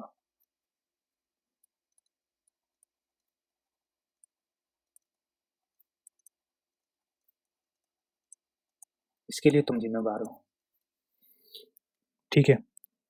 मालिक को बोल दिया, इसको तो बोल दिया, अब इसको भी तो बोलेगा भाई तुम्हारा गुड्स है, तुम्हारे पे भी तो एक्शन लूँगा मैं, इस पे भी एक्शन लिया जाएगा, तो ये सेपरेट होगा। अब जो ओनर होगा ना गुड्स वाला, मान के चलो इसने कुछ नहीं करा, हेरा फेरी नहीं करा, तो ये अलग से सेपरेट एक्शन इस पे लेगा, ये एक एक्शन इस पे लेगा भैया, ठीक है। ये इस पे एक्शन लेगा कि क्या कर, मतलब शिफ्ट करा है ना, एक्शन इस पे लेगा कि क्या करना है, करो ये करो। और इस पे भी जो एक्शन लेगा इस पे पूछताछ करेगा, और वापस जो है मान के चलो कि जो स्पेस मान के चलो ये मतलब पब्लिक वेयर हाउस है या प्राइवेट है, ठीक है, किसी प्राइवेट वाले अदानी की पोर्ट में रखा था, अदानी की वेयर हाउस में, मान के चलो स्पेशल वेयर हाउस में रखा था कस्टम वाले के, तो ये ओनर जो है वो कस्टम वाले पे एक्शन लेगा स्पेशल वेयर हाउस में, कि भाई मेरा गुड्स कहाँ गया, मेरा तो गुड्स भी गया, ठीक है। तो ये टोटल ड्यूटी जो पेमेंट करेगा, टोटल ड्यूटी मांगेगा, और ये जो लाइसेंसी होगा ना इससे चार्ज करेगा, on of the warehouse charge करेगा, बाकी एक्शन वगैरह होता रहेगा। तो ये बोल रहा है कि जो अगर लाइसेंसी का लाइबिलिटी क्या है कि अगर रिमूव होगा इम्प्रॉपरली, ठीक है, तो लाइसेंसी जो है वो पर्सनली लायबल होगा, जो भी टोटल ड्यूटी होगा। और बाकी जो एक्शन वगैरह होगा, सेपरेट एक्शन कोई और कौन किस पे क्या एक्शन होगा, उसकी क्या रिस्पॉन्सिबिलिटी क्या होगा, वो तो है ही, लेकिन फिलहाल उसको ड्यूटी चाहिए 100%, ठीक है। इसके बाद मास्टर समरी की बात करें कि तो चलो एक बार देख लेते हैं, हालांकि हमने ऑलरेडी देख लिया सारा कुछ, तो एक बार समराइज करके शॉर्ट में पढ़ लेते हैं मास्टर समरी। तो हमने टाइप ऑफ वेयर हाउसिंग की बात करें तो हमने देखा था कि एक तो होते हैं स्पेशल, एक होते हैं पब्लिक, एक प्राइवेट होते हैं। तो पब्लिक और प्राइवेट जो होता है वो रिकॉर्ड कंट्रोल बेस्ड होता है, रिकॉर्ड बेस्ड कंट्रोल। और जो स्पेशल होते हैं वो उसमें कस्टम लोग होते हैं, उस पर कंट्रोल जो है वो कस्टम वाले के पास होता है। बॉन्ड बॉन्ड पे जो है हमेशा जो है 3 गुना जो है वो मतलब बनाना पड़ता है, प्लस सिक्योरिटी जो है वो भी एडिशनल होता है, वो बॉन्ड के अलावा 3 गुना बॉन्ड प्लस सिक्योरिटी। उसके बाद वेयर हाउसिंग का पीरियड हमने देखा था, वेयर हाउसिंग का पीरियड हमने देखा था 1 साल तक रहता है स्टैंडर्ड देखा जाए तो। और जो मैन्युफैक्चरिंग या वो एक्सपोर्ट ओरिएंटेड अंडरटेकिंग्स होते हैं उसके लिए अनलिमिटेड होता है, ठीक है। और इंटरेस्ट इंटरेस्ट की बात करें तो 15% पर एनम का इंटरेस्ट लगता था आफ्टर 90 डेज, 90 दिन का ग्रेस पीरियड होता था, 90 दिन तक कोई इंटरेस्ट नहीं लगता था। और मैन्युफैक्चरिंग वाले बात करें कि जो मैन्युफैक्चरिंग वाला था कि मैन्युफैक्चरिंग करके जो है वो फिर एक्सपोर्ट वगैरह करता था, तो वेस्टेज कुछ निकलता था, स्क्रैप वगैरह, तो जो ड्यूटी होती थी वेस्ट पे वो रेमिट कर दिया जाता था, अगर वो फिनिश गुड्स हमने एक्सपोर्ट करा है और वेस्ट को हमने डिस्ट्रॉय कर दिया, तभी जाके उनको ये चीज़ रेमिट कर दिया जाता था। और हमने बोला था कि टाइटल अगर गिव अप कर रहे हो, टाइटल अगर गिव अप कर रहे हो तो कर सकते हो बिफोर क्लियरेंस, ठीक है, क्योंकि क्लियर करोगे आफ्टर क्लियरेंस तो हमें ड्यूटी पेमेंट करना पड़ता है, बिफोर क्लियरेंस आप गिव अप कर सकते हो, तब जाके जो है आपको ड्यूटी पेमेंट करने की जरूरत नहीं है, ठीक है, बिफोर क्लियरेंस। क्योंकि वंस क्लियर क्लियर हो जाएगा वहाँ से तो फिर तो आपको क्लियर तभी होगा जब ड्यूटी पेमेंट करते हैं, तो फिर कोई फ़ायदा नहीं है इस चीज़ का। तो और ये चीज़ तभी प्रोवाइड हो जाएगा, उसको होता था कि अगर कोई कॉमेंट ऑफेंस अगर कमिट नहीं किया होता है, ठीक है। और इम्प्रॉपर रिमूवल की बात करें तो वो हमने देखा था कि जो मतलब वो टाइम पीरियड वाला कि 1 ईयर प्लस एक्सटेंशन, तो जो रेट होता था कस्टम ड्यूटी का, तो जो वेयर हाउसिंग पीरियड जहाँ एक्सपायर हुआ जिस स्टेट पे, उस स्टेट वाला रेट लग जाता था। Whenever you see the question, ये वाला देखा था ना हमने, 26 अगस्त वाला एग्जांपल लिया था कि 1 साल अगर एक्सपायर्ड हो रहा है, ठीक है, 1 साल प्लस एक्सटेंशन भी जोड़ लो, 1 ईयर्स प्लस एक्सटेंशन, तो भी एक्सटेंशन पीरियड होगा। तो हम पेमेंट की डेट का इस्तेमाल नहीं करते थे, हम रेट कौन सी डेट पे लेते थे कि कहाँ वो पीरियड एंड हुआ है, किस डेट को एंड हुआ है, 1 ईयर प्लस एक्सटेंशन अगर कुछ है तो, और उस डेट पे कौन सा रेट है वही डेट अपन लेते थे, ठीक है। This is because of deemed improper removal, ये हमने ऑलरेडी देख लिया, ठीक है। अब अगर हम थोड़ा सा मतलब इंटरेस्ट की बात करें, इंटरेस्ट और कस्टम ड्यूटी की, तो ये भी देख लेते हैं थोड़ा सा समराइज करके कि अगर मतलब 90 डेज के पहले हमने गुड्स क्लियर करा तो हमें कोई इंटरेस्ट लेने की जरूरत नहीं होती है, ओनली ड्यूटी पेमेंट करने की जरूरत है इंटरेस्ट को, क्योंकि 90 डेज का ग्रेस मिलता है। अगर मान के चलो हमने 120 दिन में करा है, ठीक है, 120 दिन के बाद हमने क्लियर करा है, तो सिंस 90 डेज का हमें ग्रेस पीरियड मिलता है ना, तो हमको जो है वो 30 डेज का जो है, ये 90 डेज का हमें ग्रेस पीरियड मिला है ना, तो 30 दिन का हमें जो इंटरेस्ट देना पड़ता है और ड्यूटी जो पेमेंट करना पड़ता है, लेकिन अगर ड्यूटी अगर नील है तो इंटरेस्ट भी नील होगा, सिंपल सी बात है। और जो मैन्युफैक्चरिंग वाले होते थे उसका क्या था कि वो जो है वो ड्यूटी पेमेंट करता था, इंटरेस्ट मिलता। अगर ड्यूटी अगर नहीं है, कोई इंटरेस्ट भी नहीं है ये तो ठीक है, लेकिन इंटरेस्ट उसको कोई नहीं लगता था, क्योंकि अनलिमिटेड रख सकता है ना मैन्युफैक्चरिंग वाले, तो उसको कुछ नहीं। जो अगर री एक्सपोर्ट करता था, सिंस उसको ड्यूटी भी नहीं लगता था तो इंटरेस्ट भी कुछ नहीं लगता था, ठीक है। पीरियड अगर एक्सपायर करा 1 ईयर्स के बाद, तो जो एक्सपायरी डेट होगा, तो उस डेट पे जो भी होगा ना रेट, उस डेट पे लगेगा और प्लस इंटरेस्ट लगेगा ही 90 डेज के प्लस जो भी होगा, ठीक है। तो ये कंप्लीट एक तरीके से मुझे लगता है कि 2 घंटे लगे होंगे। 2.5 घंटे में पूरे वेयर हाउसिंग कंप्लीट बहुत अच्छे से मैंने बहुत एकदम खोल दिया सारा कुछ। इतना ईजी वे में पढ़ा है, इतना ईजी वे में मतलब देख रहा पूरे प्रैक्टिकल एग्जाम्पल और रियलिस्टिक एग्जाम्पल लेके पूरे सिंप्लीफाई करके, ठीक है। इससे ईजी तरीके से मतलब शायद ही तुमने पढ़ा होगा, या मुझे मुझे तो नहीं लगता कि इतना सिंप्लीफाई करके। और इसके बाद ठीक बाद हम वैल्यूएशन पढ़ेंगे तो उसको भी काफ़ी सिंप्लीफाई कर देंगे बहुत हद तक। सिंस मुझे कस्टम में बहुत ज़्यादा इंपॉर्टेंट मतलब बहुत ज़्यादा इंटरेस्ट है कस्टम, तो इसलिए मुझे मज़ा आता है ये चीज़ मतलब प्रैक्टिकली जो है वो समझाने में बताने में। तो अगर देखें तो अपन एक तो पैरिस देख लिए थे, बहुत इंटरेस्टिंग बहुत ही प्यारा और मेरा फेवरेट। दूसरा हमने वेयर हाउस भी देख लिया। उसके बाद मैं सोच रहा हूँ अब ना वैल्यूएशन देखें।